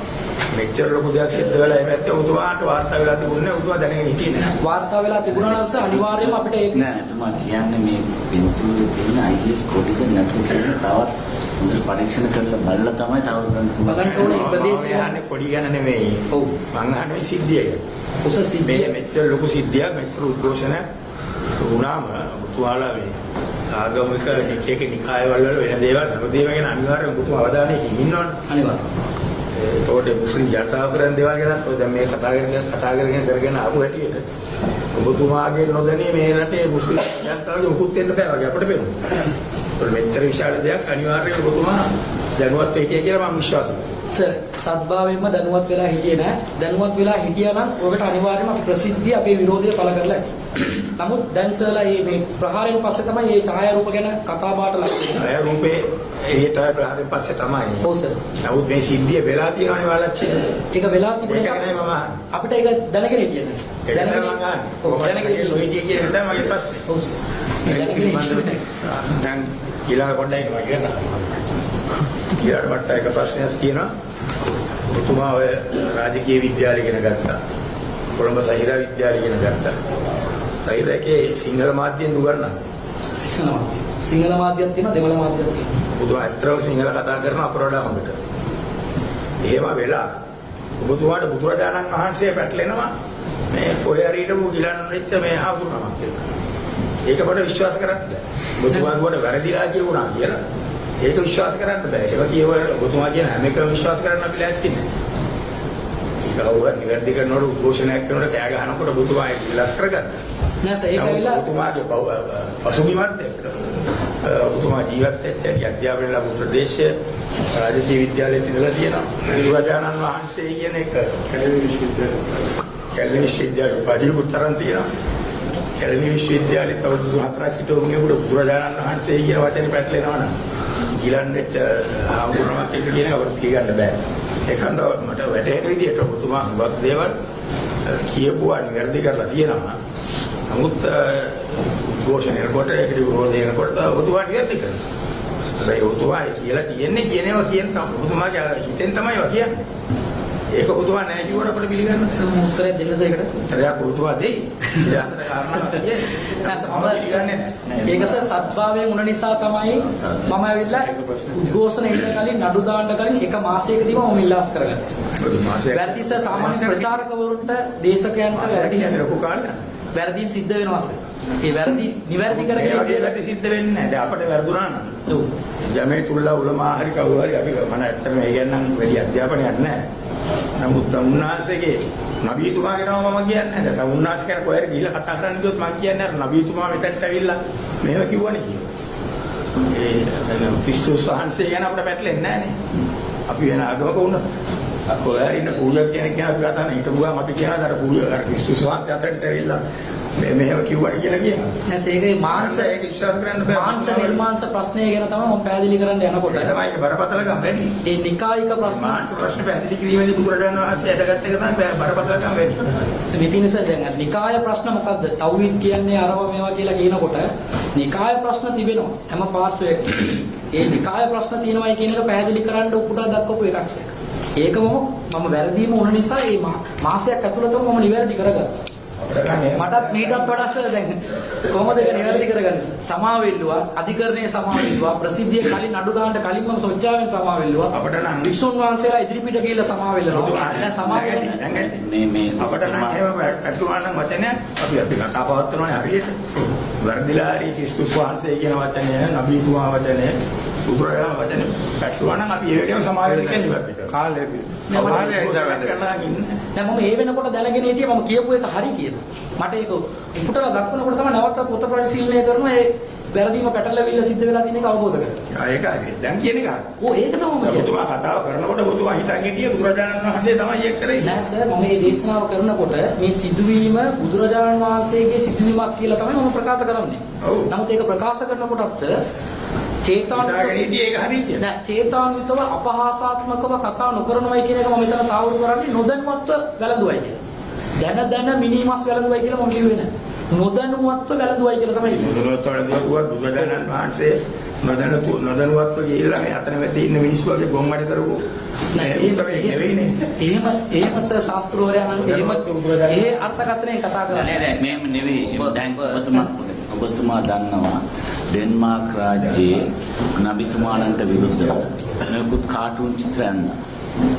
ඒ කාටුන් චිත්‍ර ඇන්දාම මුළු ලෝකෙම ඉන්න මුස්ලිම්වරු ඒකට විශාල ලෙස විරුද්ධ පෑමින් සමහර තැන්වල මේ දිවිනසා ගැනීමට පවා සිදු වුණා ලෝක පුරා. ඒ කියන්නේ ආගමික නායකයන්ට විරුද්ධව කාටුන් චිත්‍රයක් ඇන්දාම මුස්ලිම්වරුන්ට මේ ආවේග වෙනවා වගේම බෞද්ධ ආගමේ අයට ඔබ වගේ තරුණෙක් යම් කතනයකදී මෙවැනි කතාවක් කිව්වහම ඒ ආවේගයක් එන එක පිළිබඳවත් ඔබතුමා දැනුවත් වෙන්න ඕනේ. සැලසුම් සාධකව සිද්ධ කරේ නැහැ තමයි. වැරදි කියනවා නිවැරදි කරගෙන ඒ ගමන ගෙනියනවා.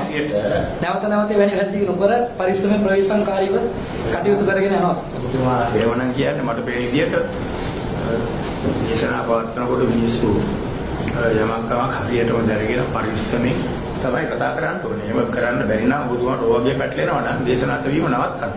නවත්තලා ඊට පස්සේ ආ ඉගෙන ගන්න පටන් ගන්න.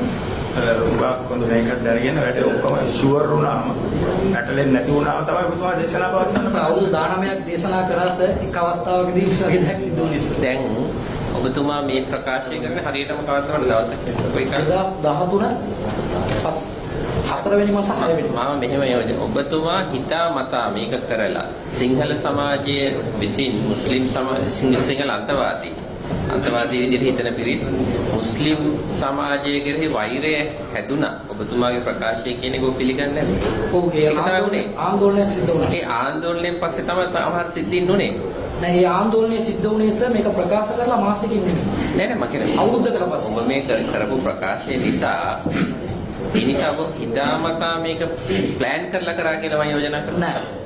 නෑ සර් ඒ චේතනාන්විතව කරේ නෑ ආందోලනේ ඒ වසරේම ඇති උනේ හරි ඒත් මට තව ප්‍රශ්න ටිකක් තියෙනවා දැන් ඔබතුමා මේ ආගමික නායකයෙක් විදිහට මේ ඉන්නේ සමාජයේ දේශකෙක් වශයෙන් සර් මෞලවි කෙනෙක් විදිහට හඳුන්වන්නේ නෑ දේශකෙක් වශයෙන් ආගම උගන්වා දෙන දේශකයෙක් ඔබ ආගම උගන්වලා ඒ ආගමට බඳව ගන්නවද අල්ලන්නේ අපි බඳව ගැනීමට සර් අපේ ජනගහනය පාලනය කරගන්නව බැරි වෙලා තියෙනවා අලුතින් බඳව ගන්නේ නෑ කෙනෙක් තමන්ගේ ප්‍රතිපත්තිය ඉස්ලාම් දහම සත්‍යයි කියලා පිළිගන්නවා නම් එයාගේ වයස 18ට වැඩි නම් ඒ සුව කැමැත්තෙන් වැළඳ ගන්නවා නම් ඒකට නීත්‍යානුකූල කාර්යපටිපාටියට අනුව ඒ සහාය ඔබගේ මේ මතවාදයේ හරහා සිංහල දෙමළ ක්‍රිස්තියානි නැත්නම් ආගම් හැටියට ගත්තොත් බෞද්ධ හින්දු කතෝලික අය බැඳිලා තියෙනවද ඔබත් එක්ක? මගේ පුද්ගලික දේශනාවක් අහලා තාම බැඳුනේ නැහැ කවුරුත්.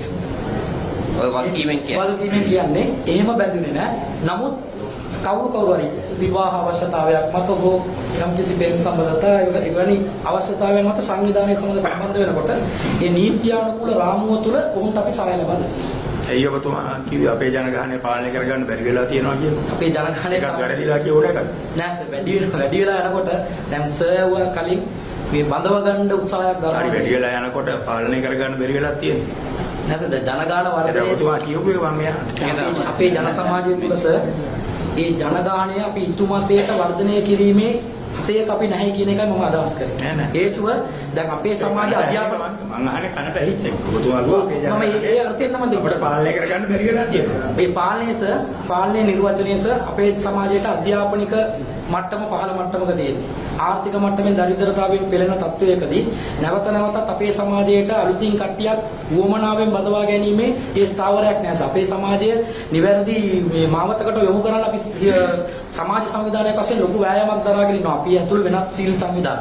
එහෙම තියෙනකොට වුවමනාවෙන් ආගමට බදවා ගන්නට ප්‍රයත්න දරනවා. මාවනැල්ල ප්‍රදේශයේදී එහෙම අවස්ථාවක් ඔබට ලැබිලා ඔබ එහෙම උත්සාහයක් ගත්තේ නැද්ද? කොහෙද සර්? මාවනැල්ල. මොන වගේ උත්සාහයක්ද? ඒ වගේ අනෙකුත් ආගම් වලයි බඳව ගන්න උත්සාහ කරා. නෑ. එහෙම චෝදනාවක් ඔබට තියෙනවද? නෑ මාවනැල්ල එහෙම චෝදනාවක්. ජනගහනය පාලනය කරනවා කියන එකෙන් අදහස ඉතා පැහැදිලි එක පටලවාගෙන දඟලන්න ඕනේ නැහැ. ජනගහනය වර්ධන වීම පාලනය කරනවා කියන එක. ඒතරයි කෙලින් තීරුමක් තියෙන්නේ. නෑ සර් අපි අරක අධ්‍යාපනය දෙන්න බැරුව ඉන්නවා මේක එහෙම කතාවක් නෑ. අපේ ජනගහනය ගැන අපේ ජනගහනය පාලනය කරගන්න බෑ. ජන සමාජය අපේ ජන සමාජයේ තියෙන ඔබතුමාගේ ජන ගාන. ඔබේ ජන සමාජයේ නේ. නෑ සර් මට බඳව ගන්නවාද කියලා. බඳව ගන්නකොට අපේ ජන ගහණය තුල අපේ සමාජය පාලනය කරගන්න බැරි මට්ටමක අපි ඉන්නේ. අපේ අධ්‍යාපන මට්ටම පහළ මට්ටමක ඉන්නේ. උසස් සර් ඇවිල්ලා එහෙම උත්සාහ කරනවා කියනවා. අධ්‍යාපනය එහෙම කරන්නේ. මිතුනාසික මහත්මයා මම ඔබතුමාගෙන් ප්‍රශ්නයක් අහන්නම්. මම මේ මට ඕනේ තර්ක කරන්න. අපේ කාර්යභාරය නෙවෙයි. ඔබතුමාගේ කාර්යභාරය ඔබතුමා ඉදිරියට දෙන එක අපිට තියෙන යම් පැහැදිලි කිරීම. දැන් ඔබතුමා කියන්නේ මම මුලින් අහපු මේ වෙකේ මේ සම්ප්‍රදායික මේ වෙකෙන් තමුන්නාසලා කොහොමද වෙනස් වෙන්නේ? තමුන්නාසලා මේ තවුහීද් කියන්නේ මොකද්ද? මේ ඒකයි වැදගත්. තමුන්නාසලා හිතන කාර්යභාරය ඉතිරි වෙනවා.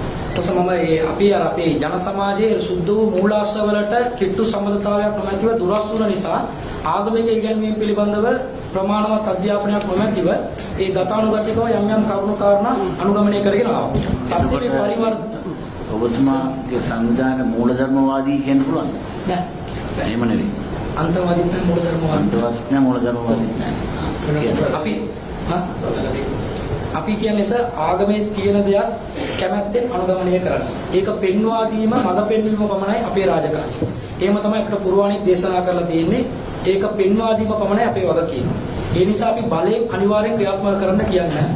ඒ වගේම දැන් අපේ සමාජයේ ඒ ආගමික මූලාශ්‍රවල අනවබෝධය නිසා ඈත් වුණ පිරිස දැන් පරිවර්තන ඇවිල්ලා නබිනායකතුමාගේ නබි වදන් සිංහලෙන් දෙමළෙන් පරිවර්තන ආපු නිසා අපේ ජන සමාජය ඒවා කියවන්න පටන් ගන්නවා. කියවනකොට ඔවුන් ආගමත් සමග ඍජුවම කිට්ටු වෙනකොට මූලාශ්‍රවල තියෙන දේ ප්‍රායෝගිකව සමාජයේ තියෙන දේ අතර ඒ දුරස්ථභාවය මොකක්ද කියන එක වටහාගෙන මේවා අනුගමනය කරන්න පටන් ගත්තා. ඒ තුලින් තමයි තෞහීද් කියන ඒ සංකල්පය ක්‍රමක්‍රමයෙන් අපේ ලංකාව තුළ වර්ධනය වුණේ. දැන් ඔයගේ ශාඛා තියෙනවා 63. ඒ කියන්නේ තමුන්නාංශය කියන්නේ ඉස්ලාම් මහම්මත්තුමාගේ දර්ශනය අදාළ දර්ශනය ඉදිරියට ගෙනියන්නේ කියන එක. ඒ කියන්නේ ඔරිජිනල් එක. ඉස්ලාම් ධර්මයේ පදනම් මූලාශ්‍රය පරිශුද්ධ වූ අල් කුර්ආනයේ සර්ව බලධාරී දෙවියන් විසින් පාලන පණිවිඩය. ඒ පණිවිඩයට විග්‍රහයක් වශයෙන් ජීවත් වී පෙන්නපු නබිනායක සල්ලල්ලාහු අලයිහි වසල්ලම් තුමාණන්ගේ මඟ පෙන්වීම. මේ දෙක තමයි අපි ඉස්ලාම් වලට සාක්ෂි දරනකොට ලා ඉලාහා ඉල්ලල්ලාහ් මුහම්මදුර් රසූලුල්ලාහ් කියලා කියන්නේ. ඒ පදනම මත මුස්ලිම් ජනතාව ඉස්ලාම් ධර්ම අනුගමනය කළ යුතුයි. ඒ පදනම් දෙකට පරිබාහිරව වෙනත් මූලාශ්‍ර වලට යන්නේ නැතුව මේ දෙක තුලින් ජීවත් වුණා නම් ඕනෑම රටක ඕනෑම සංස්කෘතියකට ඕනෑම සමාජයක් සමග සහජීවනයෙන් කටයුතු කළ හැකි ඉස්ලාම් ඇදහිය හැකි වාතාවරණයක් ගොඩනැගී කියන මතය තමයි අපි දේශනා කරන්නේ. ඒ කියන්නේ අවසාන වශයෙන් ඔබතුමා කියන්නේ සම්ප්‍රදායානුකූල මෙච්චර කාලයක් මුස්ලිම් සමාජය විශ්වාස කරපු දෙයට වඩා වෙනස් දෙයක් තමයි ඔබතුමාලා කියන්නේ කියලා. ඔව් මූලාශ්‍ර වලින් පරිබාහිරව යම් කරුණු කාරණා කොහොමද සූදී වෙන මොකද තියෙනවද? අවසාන ප්‍රශ්න. අවසානයේ. සෝරි.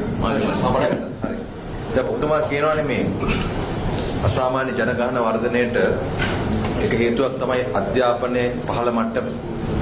දැන් මේක තීරුම් ගන්න අතරේ මේ පොදු විවාහ නීතියෙන් පරිබාහිරව මේ අවුරුදු 18ට අඩු මුස්ලිම් දැරිවියන් විවාහ කර දෙන එක පහළ අධ්‍යාපන මට්ටමට හේතුවක් කියලා ඔබතුමා හිතන්නේ නැද්ද? ඔව් දැන් විවාහය සඳහා සුදුසුකම් තියෙනවා. ඒ සුදුසුකම් සපුරන්නේ නැති කාන්තාවගේ කැමැත්ත නොඅසන සමාජ මට්ටමක් අපේ සමාජය තුළ වර්තමානයේ දක්වා ක්‍රියාත්මක වෙනවා. යම් තැන්වල ඒවා නිවැරදි කරගෙන ඒ වයස 18 කියන ඒ කාරණාව පමණක් සන්තුෂ්ත කරගන්න නැතුව ඒ වයස 18යි 18 අඩුවෙන් අවශ්‍යතාවයක් තිබෙන කෙනෙක්ට සුපරීක්ෂණයක් යටතේ වගකීමක් යටතේ අවශ්‍යතාවයක් උදෙසා අවසරය ලබා දෙන මට්ටමක අපේ ජන සමාජයේ විවාහයන් සිද්ධ වුණා නම් ඒවා අපේ ජන සමාජය තුළ අධ්‍යාපන මට්ටමයි දරිද්‍රතා මට්ටම නැති කරගෙන ඉහළට යන්නට උදව් වෙන්න හේතුව. නැත්තම් විවාහයට යොමු වෙලා ආර්ථිකය ගැන දැනුමක් නැහැ, කුටුම්බයක් ගැන දැනුමක් නැහැ, සමාජ වගකීම දන්නේ නැහැ. ඒ නිසා පෞල් විනාශ වෙලා සමාජ විනාශ වෙනවා. ඒ නිසා ඒ වෙනස් වී යුතුයි කියන මතවාදය මත අපි විශ්වාසයි. දැන් මේ ප්‍රශ්නෙට මම අහන්න තිටි. ඔබතුමා දන්නවද ලංකාවේ දැන් 13 වසර අධ්‍යාපනය අනිවාර්ය කරලා තියෙනවා? ඔව්. එහෙනම් දැන් ඔබතුමා දේශකෙක් නිසා ඔබ රජයේ ප්‍රතිපත්තිය එකඟයි. එකඟ. එහෙනම් 13 වසර අනිවාර්ය කිරීම තුළ අවුරුදු 18ට වැඩි වෙනවා අනිවාර්යෙන් දරුවන් 13 වසර දක්වා අධ්‍යාපනය කළ යුතු වෙනවා.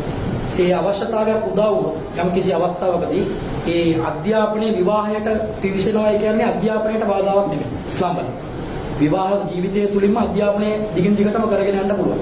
ඒ 13 අනිවාර්ය අධ්‍යාපනය අදාරාගෙන යම් කිසි අවශ්‍යතාවයක් පැන නැගුණා නම් යම් කිසි තැනක නැත්නම් ඒක ළමා අපයෝජනයක් බවට වාර්තා වෙනවා ලංකාව.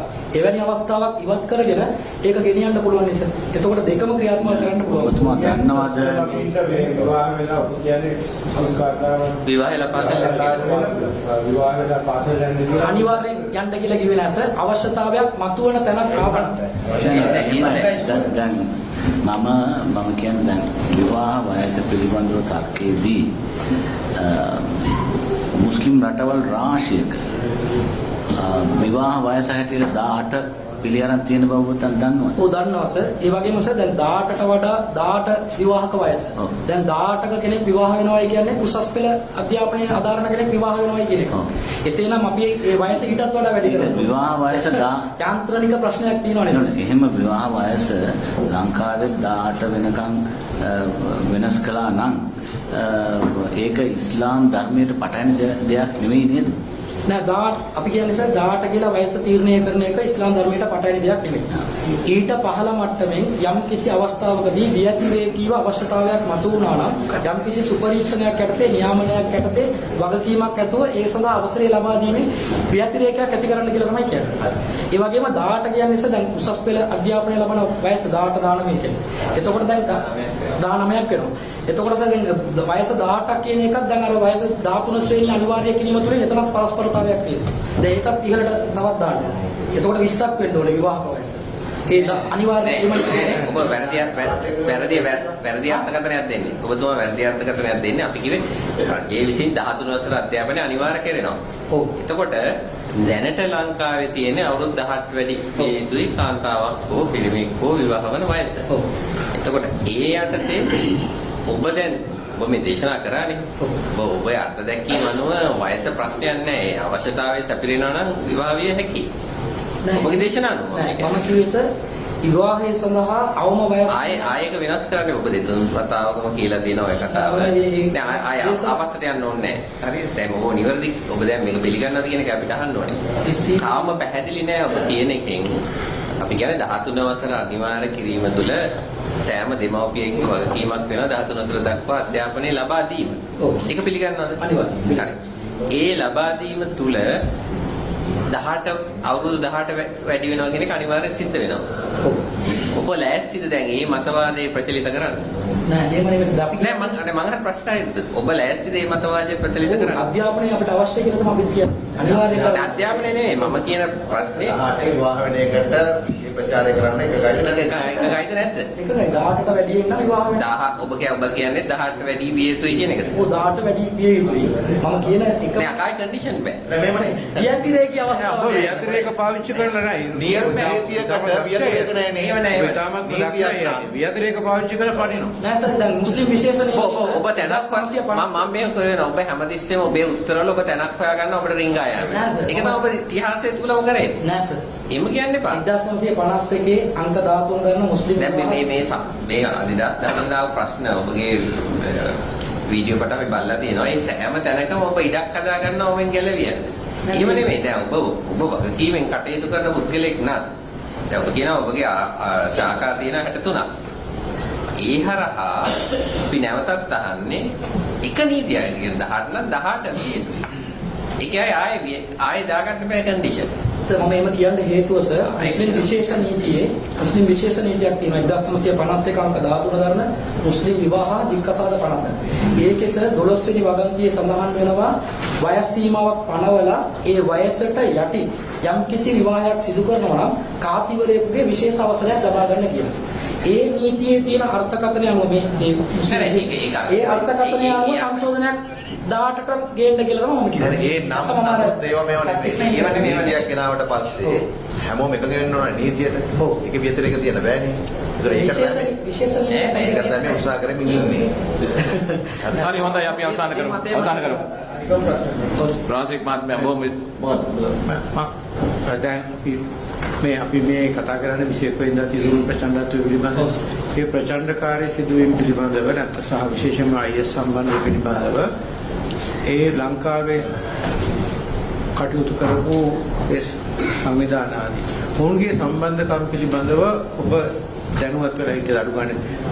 ඔබ සමාජය තුළ ඔබගේ සමාජය තුළ ක්‍රියාකාරී පුද්ගලයෙක් හැටියට ඔබ දැනගෙන හිටියද මෙවැනි ප්‍රචණ්ඩත්වයක් මතුවෙමින් පවතිනවා කියන්නේ. 2016 වකවානුවේදී අගභාගයේදී සහරාන් ත්‍රස්තවාදියා එයාගේ මුහුණු පොතේ ජිහාද් සංකල්ප වලට පක්ෂව ලංකාවේ ප්‍රචණ්ඩකාරී ක්‍රියාවල නියැලෙන්න කියලා කතා කරන්නේ නැතුව ජිහාද් කියන්නේ ජාත්‍යන්තර වශයෙන් සිද්ධ වෙන එක සාධාරණයි කියලා එයා ප්‍රචාරණය කරන්න පටන් ගන්නවා.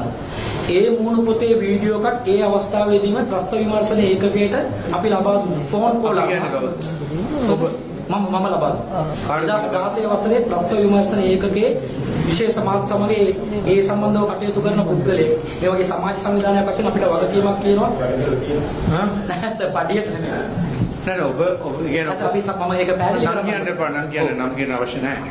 ඒ කියන්නේ ඔබ සමාජ සංවිධානයක් වශයෙන් අපගේ විස්තර අපගේ සංවිධානයේ විස්තර අපගේ ජන සමාජයේ යම් තර්ජනාත්මක දෙයක් තියෙනවා නම් අපෙන් විමසනවා. ඒක ඇවිල්ලා බුද්ධිංශයෙන් වෙන්න පුළුවන්, ප්‍රස්ත විමර්ශනාංශයෙන් වෙන්න පුළුවන්, හැමංශයකින්ම විමසනවා. එම විමසන කොටස අපි උත්තර දෙන්න බැඳිලා ඉන්න ඕනේ. එහෙම දුන්නේ නැත්නම් අපි වරදකරුවන් වෙනවා.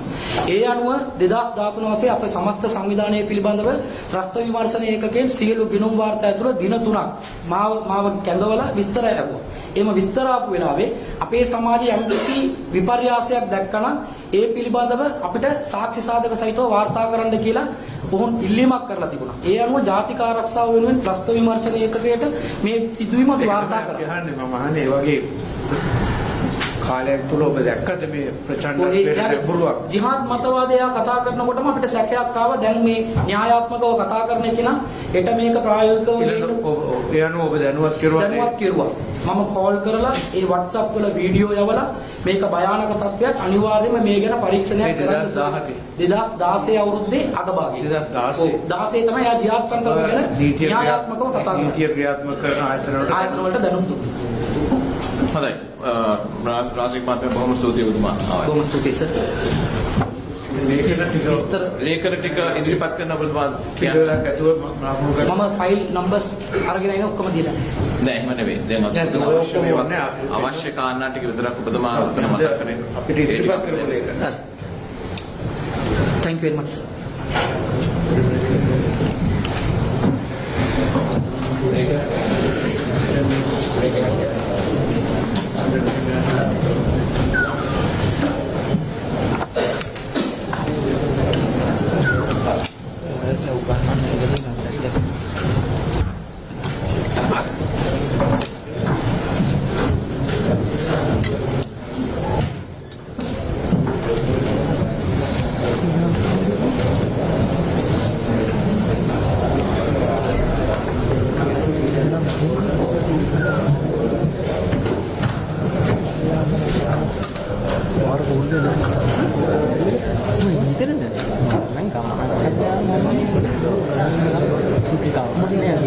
සීගිනින් නේගෙද ගහන්නේ අපු